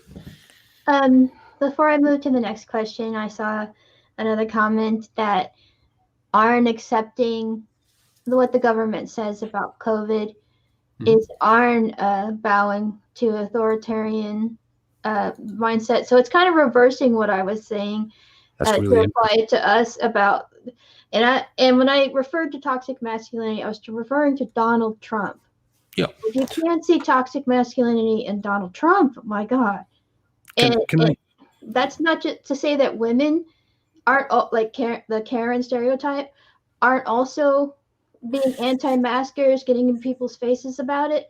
But America doesn't really come to grips with this hold my beer, I'm Mr. Tough Guy, and the virus isn't going to affect me. I'm not scared. That kind of behavior. And I'm not, again, I am not condemning all masculinity. Like Arn's a very masculine person naturally, and that's fine. I'm talking about a very small subset that's a problem sometimes. I'm not particularly masculine, although I am very butch, and those are not the same thing. Can I comment from a small government perspective, coming from Scotland, which is a nation of about 5 million people that has invested in education for centuries. When the pandemic happened, a bunch of calls were made to a bunch of people, and I was one of them. And the government took advice from people who are smart and know things about stuff. And they said, right, there's an illness and we have to do these things. And the people went, seems fair enough, really. We listened to the scientists and this is what they're saying. So, right, lads, wear masks. Okay, that seems okay. And that was all that happened. And there were a few whack jobs here and there, but there wasn't a pushback because people realized, oh, this is a real thing. And you didn't feel threatened that you looked weak with a mask on. I also want to throw out that masks are cheap and they can be an expression of fashion or humor, you know, and just another means of self-expression and what kind of mask that you have. I actually love wearing a mask. I've had a beard for as long as I could, well, for longer than I could grow a convincing beard because I had a skin problem and I'm kind of self-conscious about it. I think it's great, except I have to do this rather than smile because people can't see half of it. But it's such a minor, trivial inconvenience for everyone's benefit that when folks react to it, you know there's more going on than rational discourse. Yeah. I'm very disappointed in that we just don't seem to have anything rational going on collectively anymore. It's so very frustrating. I was really grateful that the fascists showed us their whole entire ass when they stormed the Capitol. That was like the lancing of the boil for me. And I heard President Biden talk for 10 minutes and then I stopped listening because I'm like, we don't agree on everything, but you're not insane. Yeah, I often have to point out to people that Biden was not even my sixth choice. Yeah. It doesn't matter though. He's a rational, educated man. And what I'm saying is it's only the first week. Okay, now I was critical of Obama. I hated Bill Clinton. They were both Democrats. Yep. Right. So I mean, I don't give anybody a free pass. I weigh the positives and negatives. Obama came out a net positive, like 60-40. That means that 40% of Obama was things that I complained about. Yep. And it was just slightly more than that was the things that I felt positive about. But I'm weighing all of these things, positives and negatives, and other people that just have this dichotomous thinking. Does it have an R beside their name? Okay, well then I'm going to worship that guy. Yeah. And if it's going to be a D, well then I'm going to accuse them of being a cannibalistic pedophile devil worshiper. And it's not really difficult. Trump versus basically anyone rational, you know who to pick. And in the same way, America, if the choice is between Nazis and anything else, Nazis is the wrong choice. Well, you can't say that. If they call themselves Nazis, and some of them have, then you can fairly call them Nazis. But if they haven't called themselves Nazis and they don't call themselves fascists, well, then all you have are all of the criteria being met. Every box, every one of the 14 criteria being met for a fascist is exactly what they are. But if they don't call themselves fascists, then we are alarmists by calling them fascists. I did challenge one of the YouTube whack jobs, who I won't dignify by naming. I challenged him by saying, so if they were actually them liberal, commie, Antifa, LGBTQ people that stormed the Capitol, but they looked and behaved exactly like Nazis, there's no functional difference. Is that not correct? And he's like, yeah, that's totally correct. I'm like, okay. I want to thank our producer Peter. He's maybe going to eliminate some of our trolls. One of them was saying, I just wanted to get to some of their assertions because it's par for the course for anti-vax propaganda. What was kind of funny to me, someone called a mask a slave muzzle. Oh, that's nice. It really isn't. I'm seeing one from Demetrius. Because the polio vaccine was helpful, that doesn't mean that all vaccines are successful. That's true, but we test them really well, and we keep the ones that work, and we deploy them to lots and lots of people. And if the vaccine agenda is one of genocide, as I've heard, we failed, because in my lifetime, the population of the world has tripled. So I'm not seeing it. And just to show you, they're trying to portray us as being afraid, and this is why we're wearing a mask. But you're afraid. You're afraid of looking weak to other people by wearing a mask. Yeah. If I'm afraid of anything, it's of infecting a whole bunch of elderly or immunocompromised people and killing them, or rather being responsible directly for their death by infecting them. I'd rather not have to live with that. Yeah. So it's all the way you look at it, and it's all the way you cope with reality. It's irrational, like you're saying to me, to worry about your image of looking afraid before you put a mask on. Yeah. If I go to the Autobahn, I can legally drive at 200 miles an hour, but I don't, because the risk to myself and others increases dramatically. I will drive at 120 miles an hour because it's but it's risk versus reward, and the reward for not wearing a mask is nothing, and the risk is enormous. So I don't really get it. There's a certain they just don't want to comply. There's a certain amount of you can't live in fear that I understand. Like you don't go outside ever, and you don't enjoy your life because you're afraid. Yeah, I mean, the correlation between effective immune resistance and bravery is zero. So yeah, it's irrational to think of it that way. Yeah. My father, who's a big, strong former lieutenant colonel, is a brave guy, wears a mask all the time outside of his home because I told him to, and he's reasonable. He's like, oh, it seems fair enough. Everyone else is doing it, and it's the right thing to do. Yeah. You get to some questions then. Go back up to the front. Okay, we got to that one. Mm-hmm. All right, now this is one of the this question is one of the kind of the anti-vax talking points now. But there's some validity to it too. Do you think a valid concern about the vaccine is that they have not had time really to do extensive testing, such as they did with the vaccines that are now commonly given to children? It's a valid concern, but it's not an appropriate concern in this case. And the reason for that is the technical aspects of the vaccines that are in use have been used multiple times before and tested multiple times before. And as we discussed, the development has been a genetic plug and play process more than a development from zero to a full clinical vaccine in a short period of time.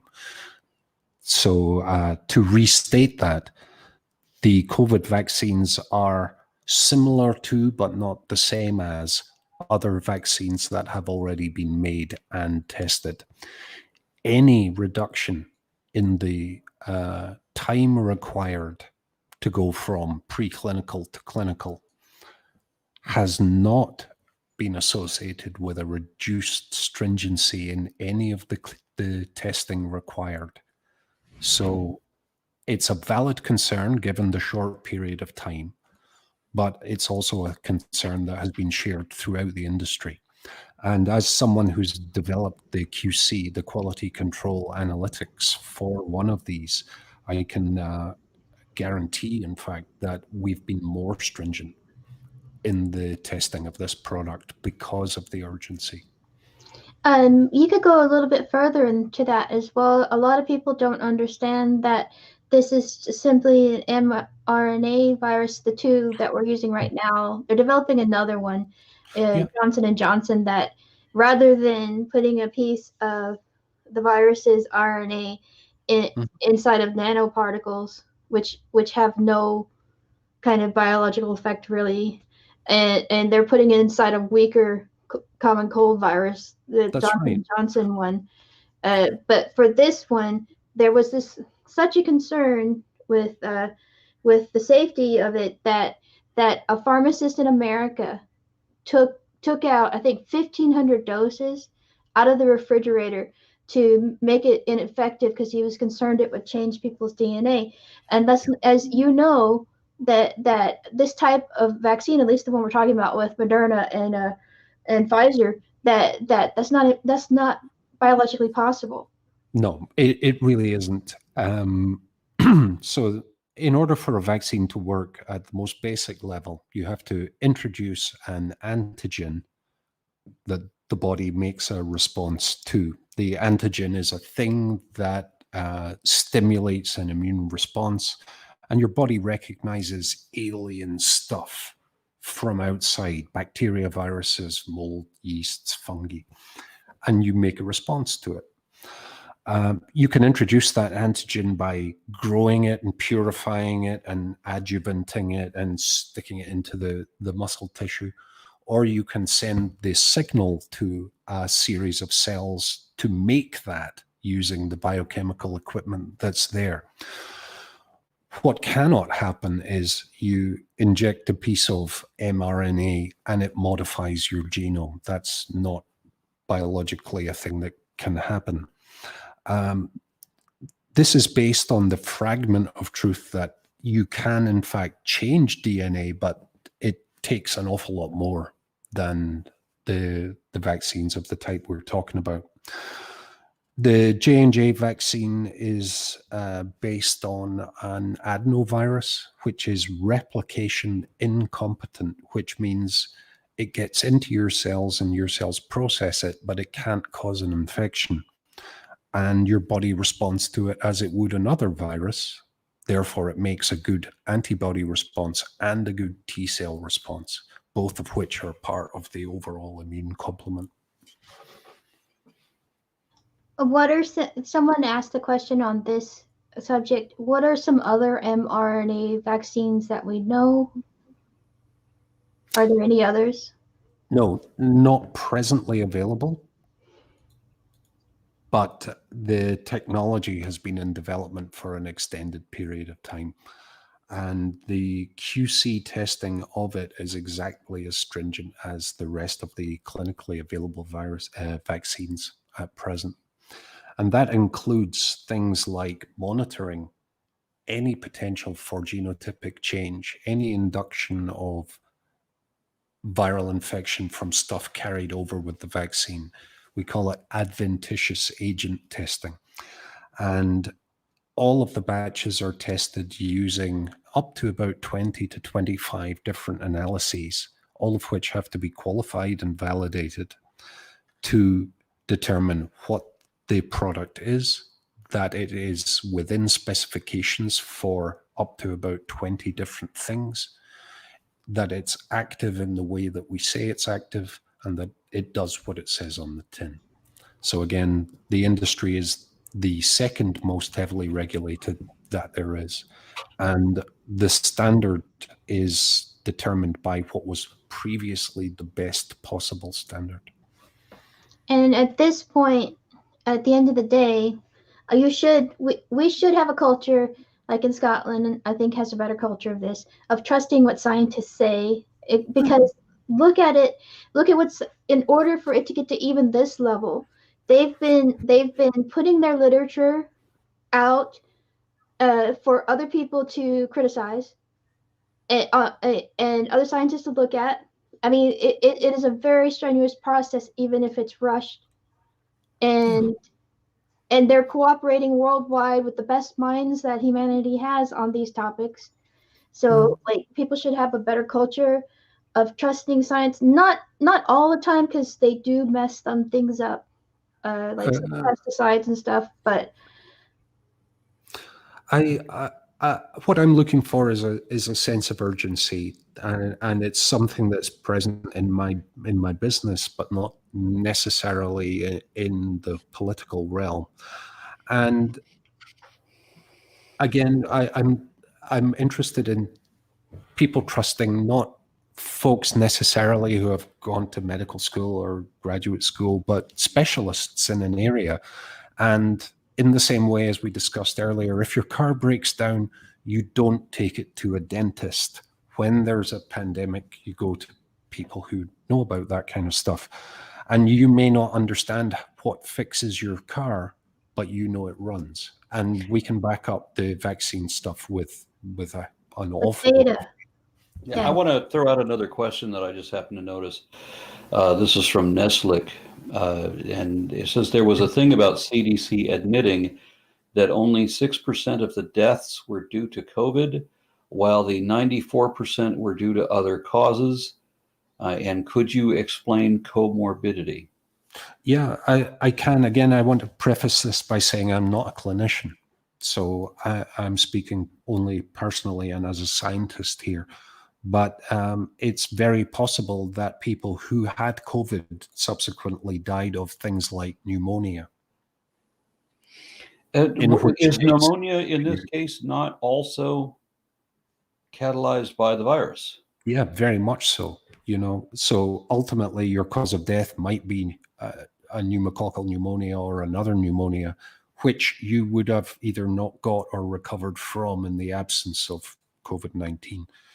Equally, if people have things like obstructive airway disease or cardiac disease or any major organ illness, and they become dramatically unwell with a viral infection, it's possible that the other things ultimately kill them, but would not have done so in the absence of the stress induced by the virus.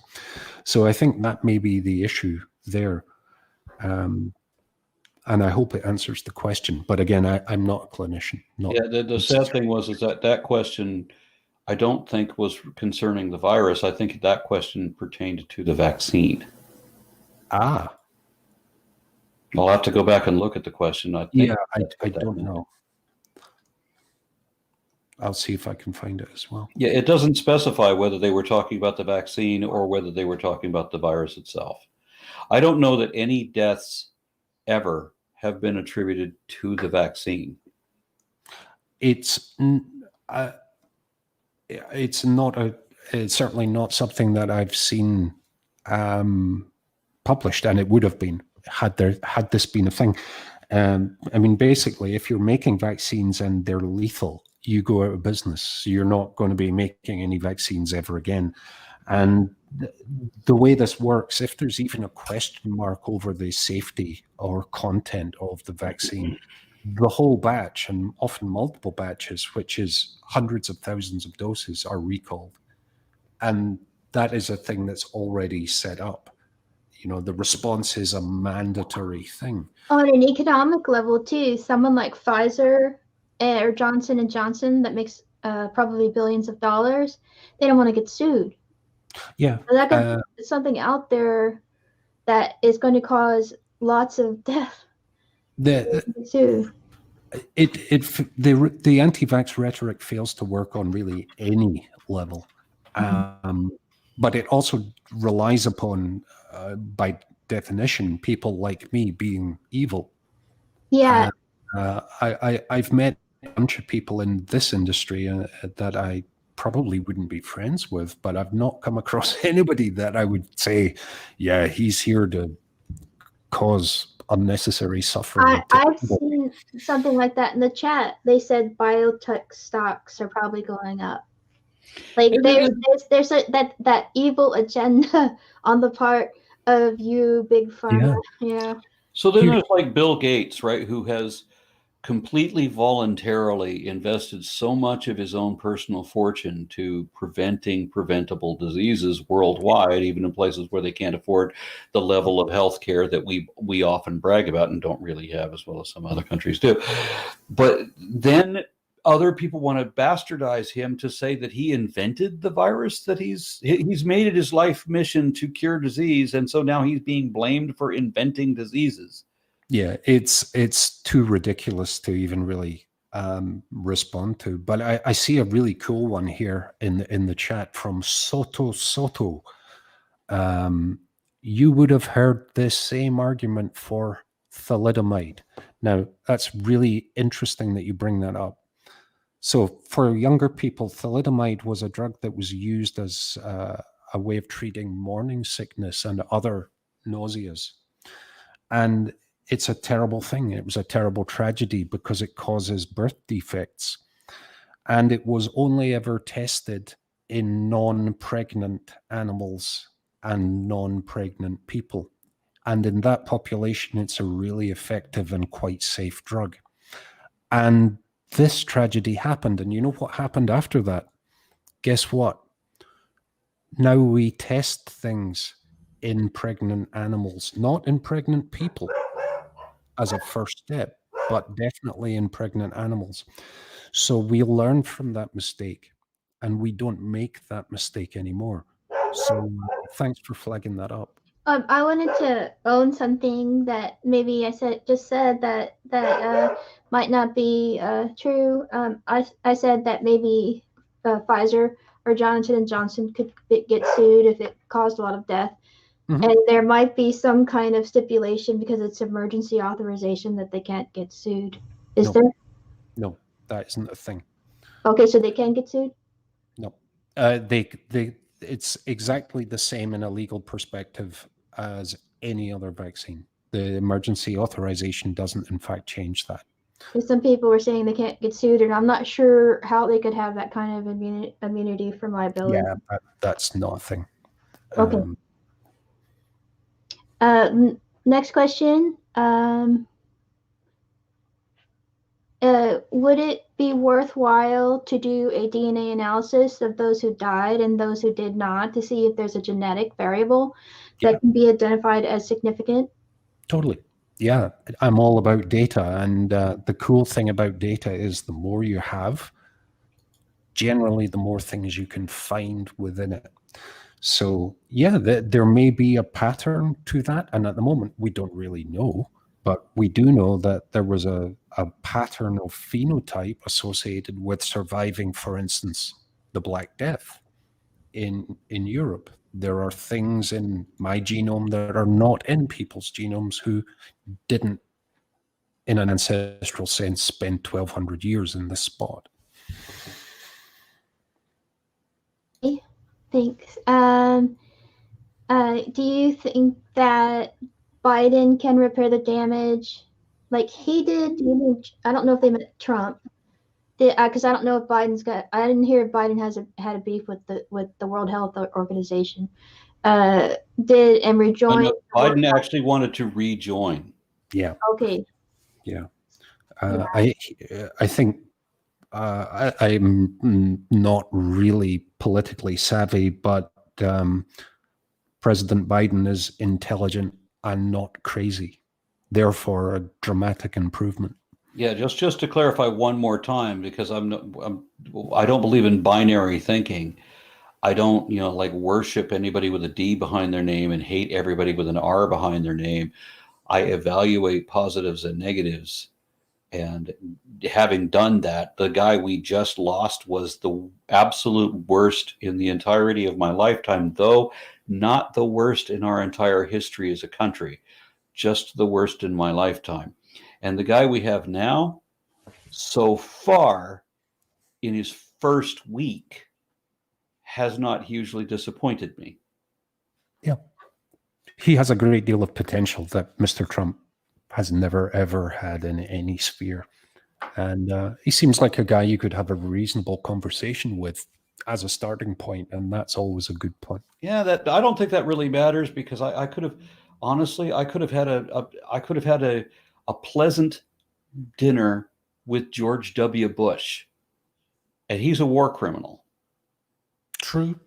Yeah.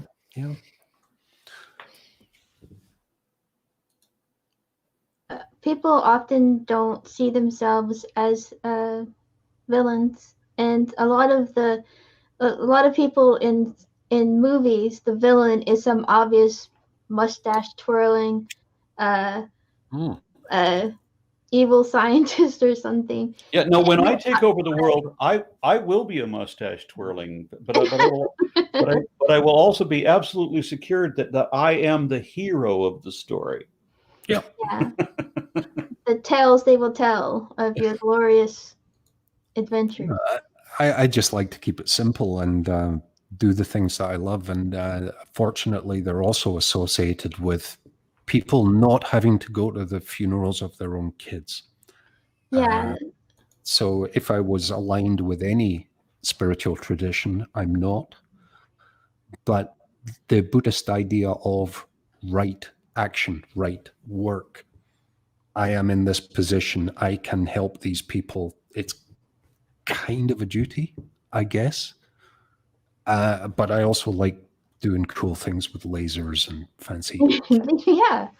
Well, I don't know. That's kind of evil. Is it a death ray laser? I've had people ask, who is it that puts the microchips in the vaccines? And I'm like, do you have any concept of the scale that you're talking about, right? We're making 3.2 billion doses, and we're putting microchip in every one of the things. I need lots of Oompa Loompas to do that. I saw a picture of the needles that are required to implant a microchip, and the needle for the vaccine is very tiny. It's about it. There's no way, and I don't know. There's some super secret nanochip that they're implanting or something. I don't know. Well, again, the fragment of truth driving the conspiracy is that as a legal requirement, all batches of clinical material released for clinical use have to be traceable. And by traceable, I mean traceable to the point of origin and to the molecular level of each component present within it. Anything that's touched it in the manufacturing process, every surface has to be previously tested. Every chemical that's part of it has to be traceable right back to the manufacturer, right back to the synthesis point. So when I was a kid, I remember hearing all of these stories about how satellites have such high resolution in their telescopes that they can, read the date of manufacture on a quarter that's left on a sidewalk in Phoenix, Arizona. They can read that, right? We still don't have that technology 30 years later, but that's what people were afraid of then.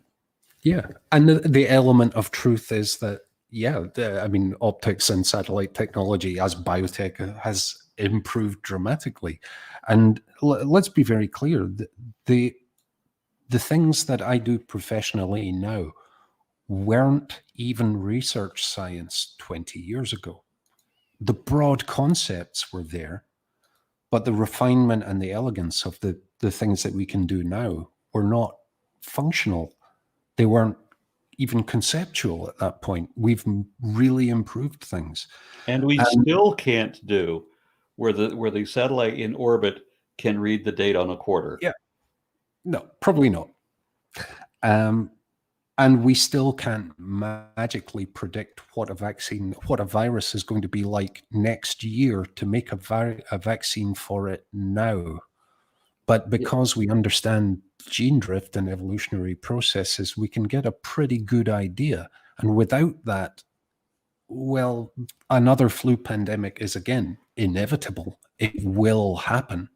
So all these people that were terrified that the government was going to be able to track their movements, I delighted in pointing out to them, a decade or two ago, how long it took us to find a guy who stood 6'6" tall and was on dialysis in Afghanistan. Yeah. Yeah. I mean, he looks like Rasputin. Yeah. But they got him eventually. Again, this reads into the preference that some of us have for confident fear over realistic doubt. And sometimes, well, nature finds a way to fill every niche. And a virus that comes into a new, unsophisticated population, us in this instance, does what it does. And that means it spreads out. And it's not trying to kill us. It's doing what it does. It's replicating itself. We can either let that happen and lose a good few million of us, or we can intervene. And I prefer the second option. Yeah. Here's another question, and we're almost done. Can you kindly ask the doctor to highlight he's not a medical doctor, he's a doctor of biotech, and he has an undergraduate degree in microbiology. Correct. Okay. But he is a doctor. PhD, not MD. Not MD. There you go. To highlight the importance of practicing good oral hygiene prior to wearing a mask? Yeah. Prior to wearing a mask, and even if you're not wearing a mask, brushing your teeth, good thing. Generally good thing. Okay.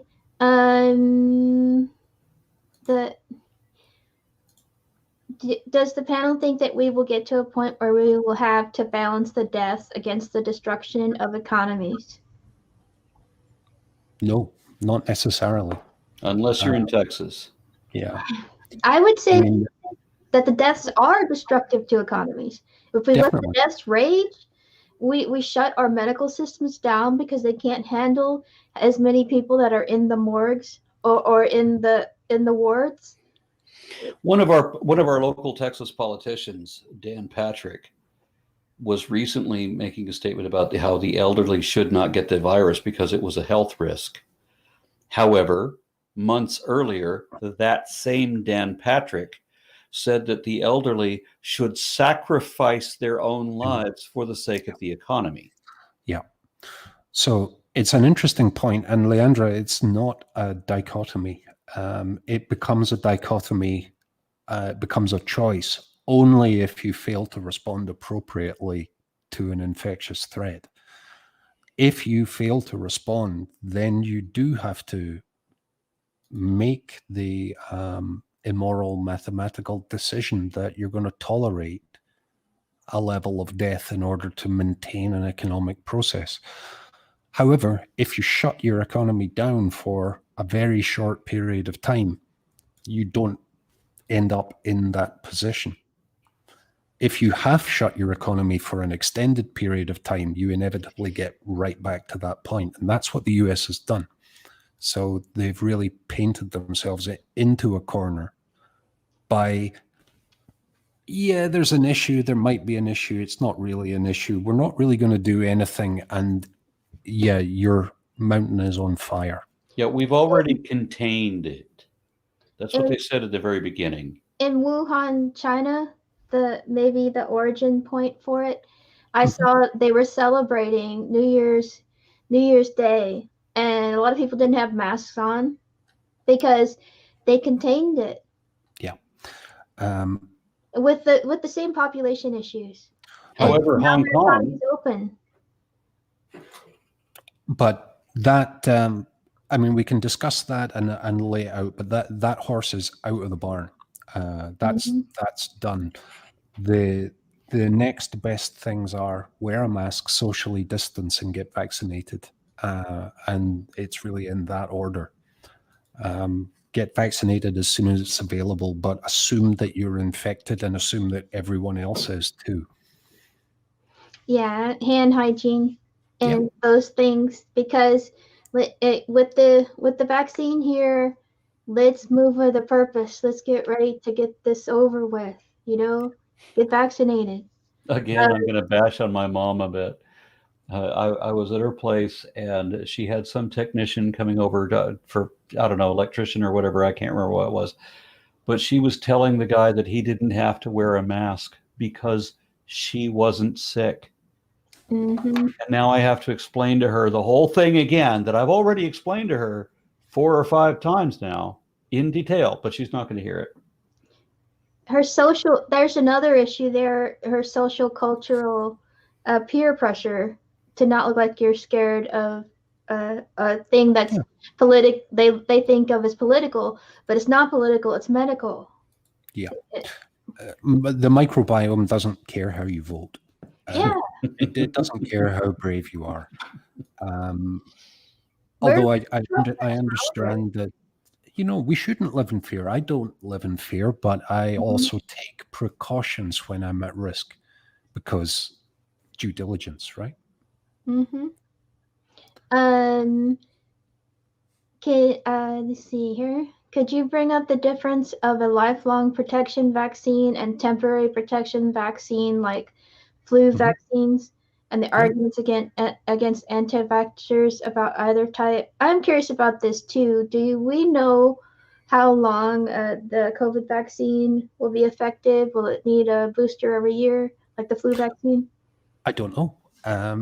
But I do know that we're looking at it, and we look at it by looking at the serum of people who were vaccinated or who developed a natural immune response over time, and the specific elements in that serum that correlate to immunity, and those are the presence of proteinaceous antibodies and the presence of reactive T cells. So we're not guessing. We monitor this stuff over an extended period. Will the current vaccine always protect against this strain of COVID-19? Most likely, yes. But viruses change. Will we need to update it? Most likely, yes. The logistics of that, considering how many people need it worldwide, and so with the Pfizer and the Moderna 2 doses. And maybe I saw something that Johnson & Johnson, they haven't released, they haven't go for approval yet, but they were saying that it may be effective in 1 dose over. That's right. It has a number of advantages over the other 2 because of its nature. It's also more complex to make, so there's a trade-off. Oh, there you go. So you can't maybe supply it as much as you can the other. I have a question on my own about that. I mean, we've seen a number of examples of people being reinfected. Yeah, within like 2-3 months. Yeah, and so it's kind of like the common cold, I guess, in that respect, because the common cold is also technically a SARS-CoV virus. No. So with the vaccine, I understand that the vaccine is using different technology than just giving us a weakened strain, because if it was just giving us a weakened strain, then it would be just like if we had the disease already and survived it, well, then we'd be immune to it, at least for a time. So can you explain the difference? I mean, how is this more Or is it more permanent than getting It's a really, really good point, Aaron, and thanks for bringing it up. So when a new clinical when a new pathogen enters the clinic, and again, I'm not a medic, so I'm speaking as an informed scientist here. Not everyone will get a full dose. Some people will get slightly sick, some people will get really sick. And what I think is going on with most of the reinfection cases is people become infected and their immune system kicks in and the infection dips down and then for whatever reason flares up again. That could be happening. Reinfection also possible, but I don't know. I haven't seen the hard data for that. What was the second half of your question? Well, when people get sick, when they just get the disease and they survive it, and then they end up getting reinfected. And the problem with that is that they very often experience long-term permanent lung damage or heart damage as part of the first infection, and then they've got it again, and so that ends up being cumulative until it eventually kills you. The comparison in terms of that to the vaccine antigen delivery, the vaccine delivers an enormous amount of antigen relative to what you would expect in a clinical infection. And it's the reason for that is it's not a whole virus that you're getting. It is one very specific part that your body responds to with all of the resources. So it's a much more targeted and much more intense response than you would get from just the natural infection in most instances.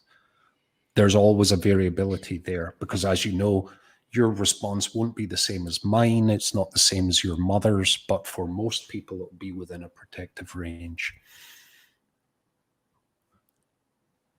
Yeah, and another thing that we need to take into account is the way evolution works is that you don't want to approach something like this with a half-assed response. No. You don't want to give the enemy, in this case, time to respond. Yeah. And the way this is usually done is we look at people who are infected and pull out what they have responded to. Because when you get an infection, there's a lot of antigenic variability in what's going into you, but your body will typically respond to a few bits really, really strongly. And in this instance, it's the COVID-19 spike protein, which is critical for its ability to get into cells and replicate itself, meaning that if you stick stuff all over that, the virus can't do its thing. It's a done deal at that point. So you don't need to target the whole virus, you just need to target the bits that do the business. People argue evolution from the standpoint of if we let it run, that we'll be like, better, stronger, faster or something in the future. But you don't look at evolution this way. Mass extinction. There's mass extinctions every 22 million years or so. Yeah. We have no right to think that we will exist. That kind of eugenic angle of evolution is kind of counterintuitive to the whole premise. If you lose a big chunk of your population, yes, your evolutionary direction will probably change as a function of that selection, but you've also lost a whole bunch of diversity that you can never get back. And people don't understand what the importance of that is either. Yeah. So, disease does impact genotypes, and this is a known thing. The sickle cell example is the classical one. If you live in an environment where malaria is a selective pressure, as much of our population has forever, having a single copy of the thalassemia variant for hemoglobin is really advantageous to you. Having two will probably screw you up and might even kill you, and it's miserable and horrible. But at a population level, it's better to tolerate that. And this has been evidenced by, 50,000 years of human evolution, Aaron? And you're speaking of sickle cell anemia, and that doesn't necessarily make the person who has this mutation stronger. It just means that they're going to make it to reproductive age. The condition itself, sickle cell anemia, is fatal to a lot of people after infection. In combination with an environment where malaria is a selective pressure, Yeah. you really want to have this. Otherwise, I don't have it, I would probably get malaria. So yeah. Number one killer in the world. That's right. Malaria and TB collectively. So it's not all X-Men, No, that's not a thing that happens. Yeah. But, disease, as it impacts our species, evolves itself. We are the environment for pathogens. We can modify and limit that environment by good hygiene and vaccination. And vaccination is historically the best way to do this. And through awareness, as we're spreading today. What I would say in summary is, when we talk about vaccines and immunology and populations, we aren't guessing. We're not making it up. And the numbers and the data and the analyses are polydimensional and support each other, meaning in the same way as we're confident that evolution happens, we're equally confident that immunoprophylaxis prevents tens of millions of deaths. And that's kind of a good thing. It is a good thing. Let's see, where did I leave off?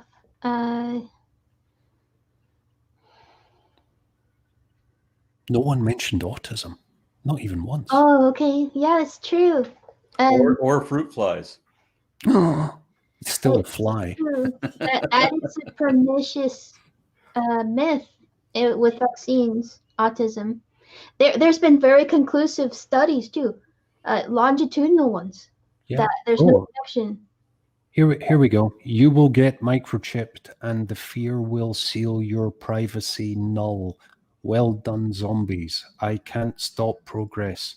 Well, I mean, you could grammar a little bit. That would help. Yeah. I mean, maybe rational isn't your first language, but I mean, you're batting zero on that. So, I mean, show me some data that we can talk about and come up with a hypothesis and we can discuss it. Well, they're not in the business of showing data. They're in the business of, but you just got to believe.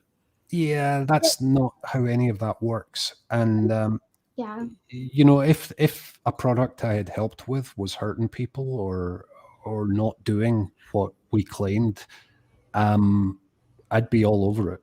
And I haven't ever added the autisms or microchips to any vaccine because that's not a thing. That's what's required to learn is intellectual humility. You have to own a mistake, and if you create a vaccine that's causing autism, well, we'll stop doing that. That would be terrible. And a thing that I found humbling and very, very valuable was an academic mentor of mine who's a very delightful man. On an international stage was asked a question and he smiled in response and said, I don't think anybody knows the answer to that question, and I don't know it either. And it was like, everyone in the room's, okay, let's answer this question. Let's expand our boundaries, because someone who's at the top of his game said, I don't know. That's exactly what Fauci said about Biden. He says that the Biden administration, if you don't know the answer to the question, don't answer it. But with the Trump administration, it's we're rounding the corner in March of last year. Yeah, well, he's going to have a health care plan in 2 weeks. Yeah. Mm-hmm. If you don't know, then don't say what you know. Well, I remember a scary moment as an undergraduate in pre-internet days where I asked questions of an immunology lecturer and he said, I don't know. And I was like, oh my God, I thought we'd nailed this, guys. He's like, no, it's an open thing. We're still working on it. Mm-hmm. And I explored some of those things as a postdoc and contributed my little bit. to stuff that nobody else needs to work out because it's already done and written down and peer reviewed and published, and it's there for as long as we have those records. Nobody needs to ask those questions, but they can, and they can replicate my stuff so that people not even born can already know everything that I know. Yeah, but those peer-reviewed journals, they're part of the conspiracy. Well, I just finished a master's degree in science writing from Johns Hopkins, and we talked about this, communicating science and communicating uncertainty. And that with COVID, there has been, like, people need to learn to accept uncertainty and don't think that we know what we don't know. And that's been a big problem, and has exacerbated us learning and dealing with the virus the way it is. I mean, if we don't know, we'll try to find out, you know? I've done work with the Health Protection Agency in the UK, and they have contingency plans for just about anything that you could imagine. And infectious disease is one of them. War is another one. Terrorist uprising. You know, smart people in a room going, what happens if, and how do we manage it preemptively so that you've got a basis to go to? And some of those plans are pretty terrifying because they deal with the harsh realities of crises. You know, how do you deal with a situation where you're not able to bury all of the dead? And that becomes a thing. And, you know, stuff that most people never even have to think about. I understand rejecting that wholesale, not even contemplating it as a possible reality, because we live in the Western world and those things don't happen to us regularly. It's no longer part of our cultural experience. Honey, have you covered all of the questions? They're starting to get good ones now that we've eliminated some of the trolls that were dominating the chat, but there maybe are 4 or 5 left. Anti-vaxxers are funny, though. I mean, they're kind of good. I had one guy saying that because a 15th century alchemist invented hypodermic syringes, he didn't. Vaccines are the spawn of Satan. They're not. But, you know. They are kind of fun. Like the mask is a slave muzzle. It's funny, but unfortunately, it's very pernicious at the same time. So, like, we only let them stick around long enough to show what the problem is, but then they dominate the conversation, and then adults can't talk. This mRNA vaccine, just by looking into Pfizer's analytics, it's not tested on numerous types that a safe vaccine needs to be tested. Balls. Yeah. That's absolutely inaccurate. Sorry. The clinical requirements for release of a product of that type mandate a spectrum of testing that is extensive, to say the very least. And it quite simply would not have gained clinical approval without sufficient analytical coverage in all of those areas. And again, this isn't a decision that a company makes. This is an absolute legal requirement in order to prepare or in order to release a product for clinical use. Yeah. So, like, it's really hard to ride that line and telling people to trust scientists. They are studying this up close and personal. It's not just they're not just sitting there around on the front porch shooting the bull, you know? If I wanted to release a dangerous, poorly controlled, variable vaccine product, I wouldn't be able to do that because the regulatory requirements are vastly more demanding than that. Essentially, none of the vaccines I had as a child would be legally appropriate now. They wouldn't be allowed to be used. Even if there was an evil genius, it just wouldn't work because data. There's the evil genius, but then there's also, like, a lot of times we don't know knock-on effects, and we can't some things, even tested things, go wrong go wrong in ways that can't be predicted. Yeah, But when that and happens, those things are removed from the market. yeah, that's absolutely right. And that's why continual striving for improvement in process development and consistency and safety and analytics is what we do. Yeah, nobody in the industry is willing to or interested in genocides. It's really a bad business model. Generally. Science is tentative pending new findings and data. It's And not everything that we do, by definition, must be data-driven. It doesn't require faith. Yeah, if the medicine requires you to believe in it, then it's not medicine. Although if you do believe in it, it's probably going to help you as well. Yeah, placebo. Yeah. Next question. Why is Regeneron so hard to make? And is it effective at producing antibodies? Not sure. The Regeneron vaccine, yes, it is effective at producing antibodies, if that's where the question's going. I don't have full details. Okay. And the next one. There was this thing about the Centers for Disease Control admitting that only 6% of the deaths were due to COVID, and while 94% were due to the 94 one that I think we covered that one. Okay, good. Next one, because we anticipated that one ahead of time. Okay.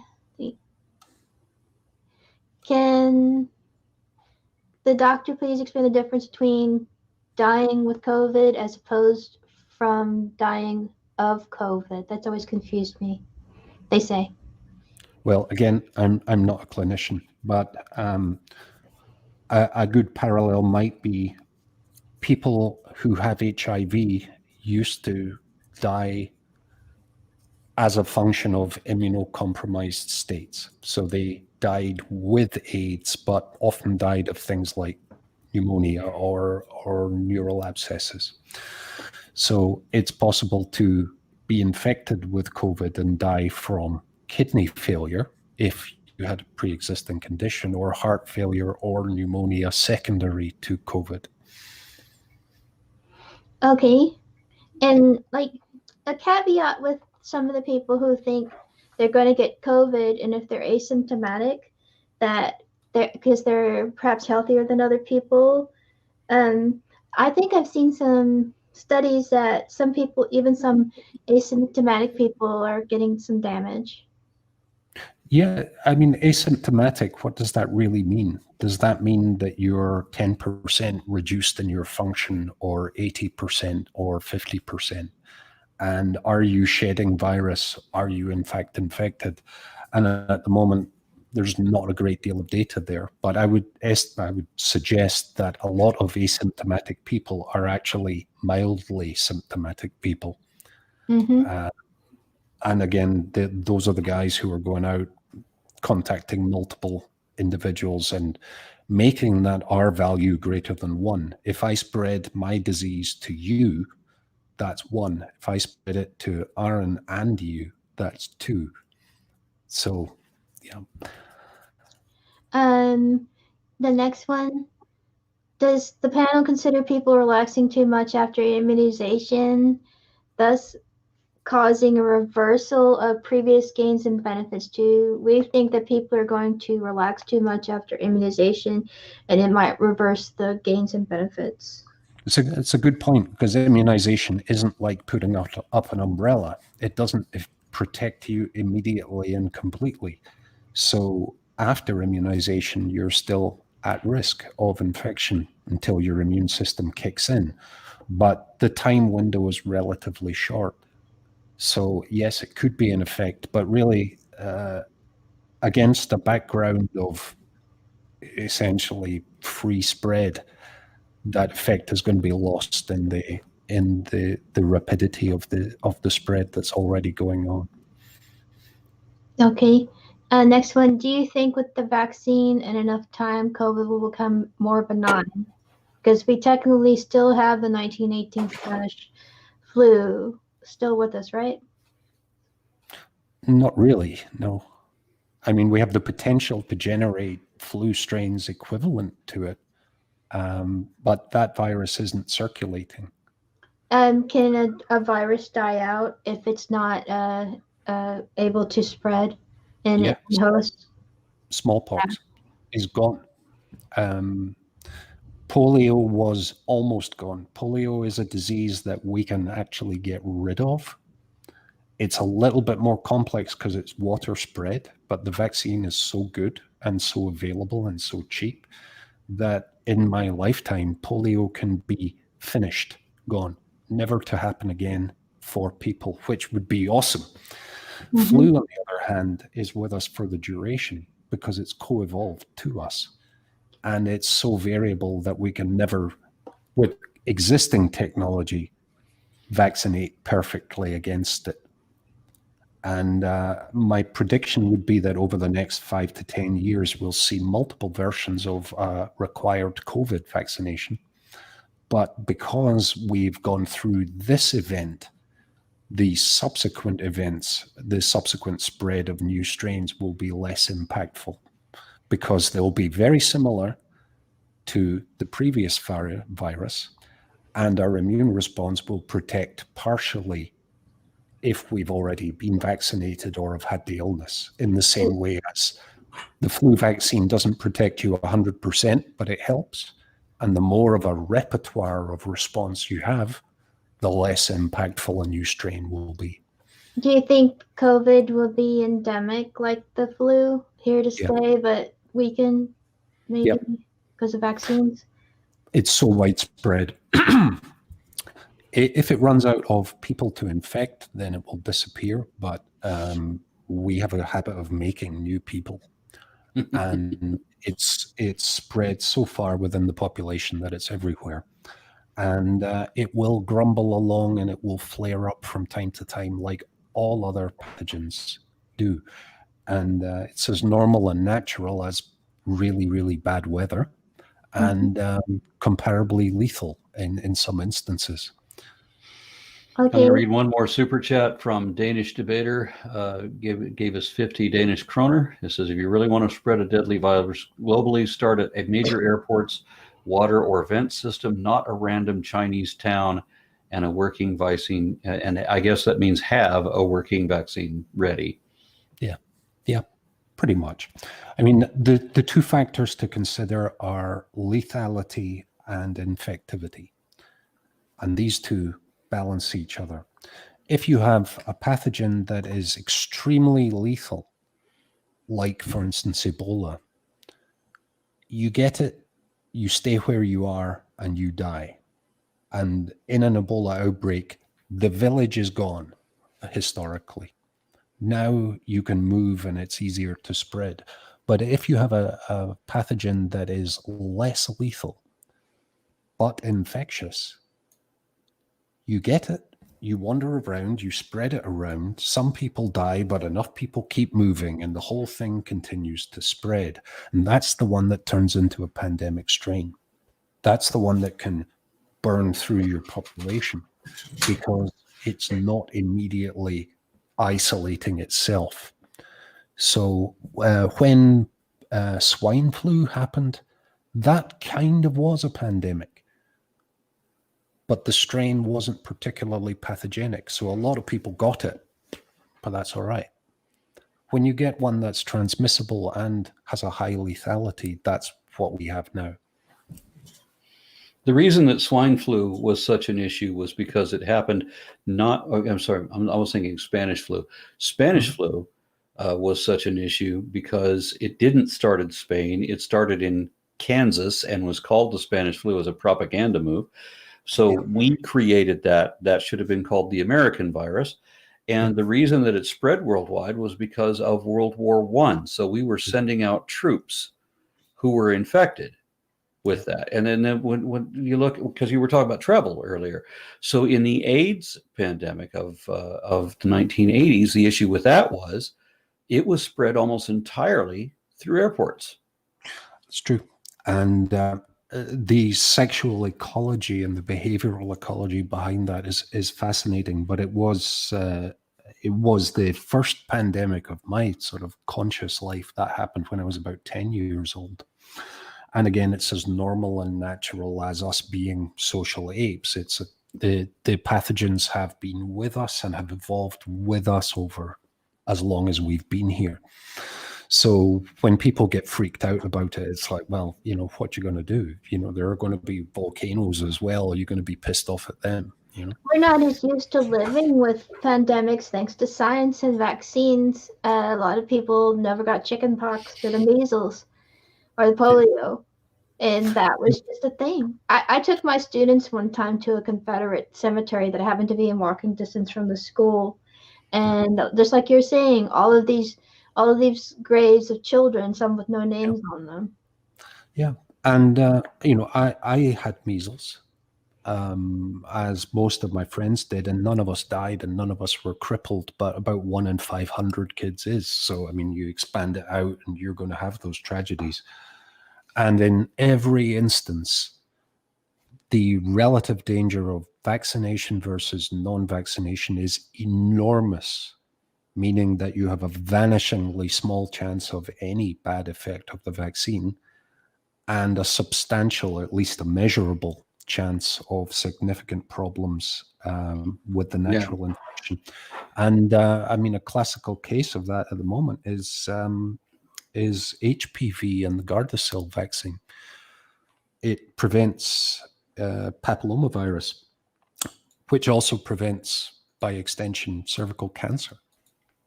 So I've heard that one defamed by various religious idiots who, you know, sex is evil, ergo you shouldn't need it, want it. I don't know. I can't even engage with that mindset. There's like people, there's this way that people have, it's like this Protestant work ethic thing that have a blaming other people for their troubles, blaming themselves, kind of victim blaming. You know, well, you shouldn't have had sex. That's why you have cervical cancer from but I find it weird because nobody throws in this theological card if you get an ear infection. It's you've got a bug in a particular place, therefore sin and God and whatnot. I'm like, okay, please try and make it make sense. Mm-hmm. And we're just going to have to realize that we don't have control over some things like pandemics by being more muscular or by praying to God and hoping He favors us, or it is what it is. And we're not going to sacrifice virgins and the pandemic's going to be over.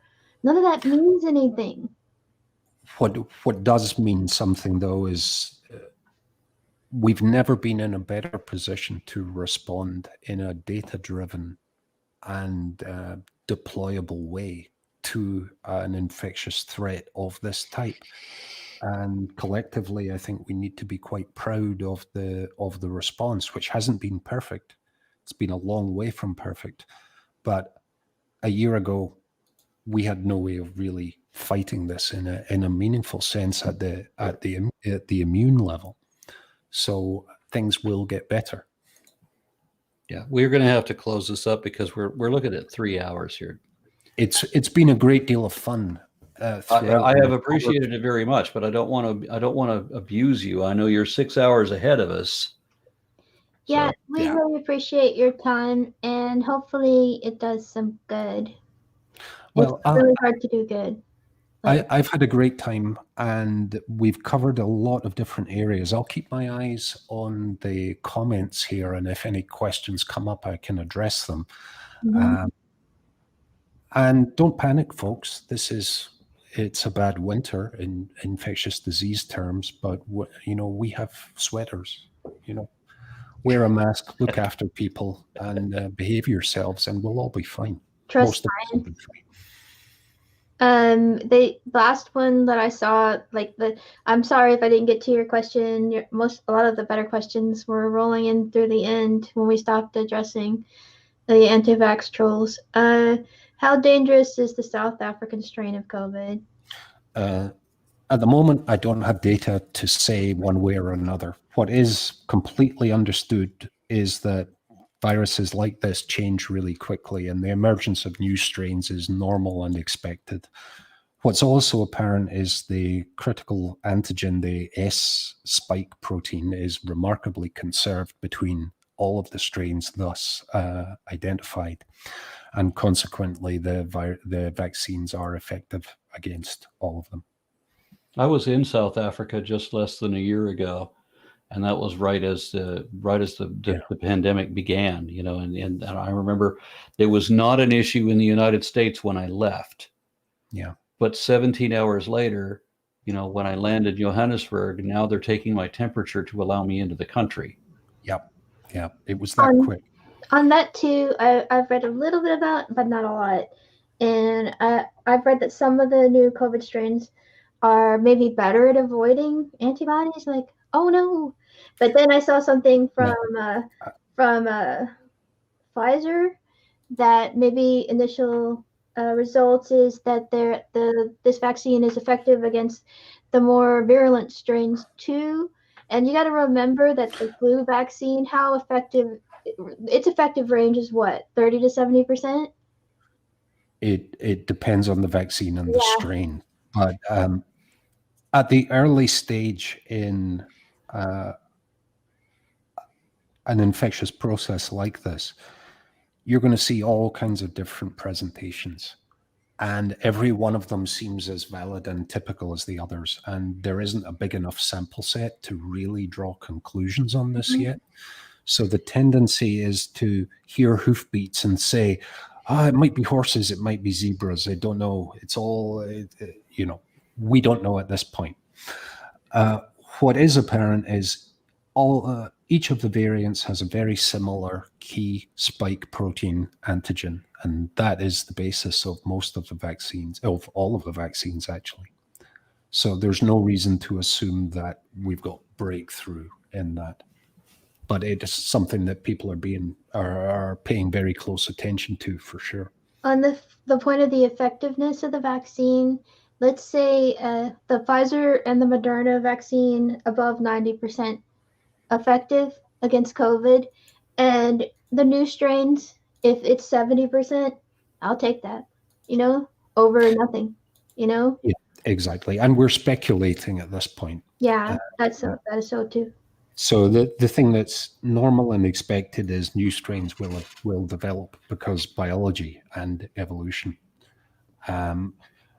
Evolution is constrained, though, by functionality. And if a virus can no longer get into the cell in which it propagates itself, it's no longer a threat.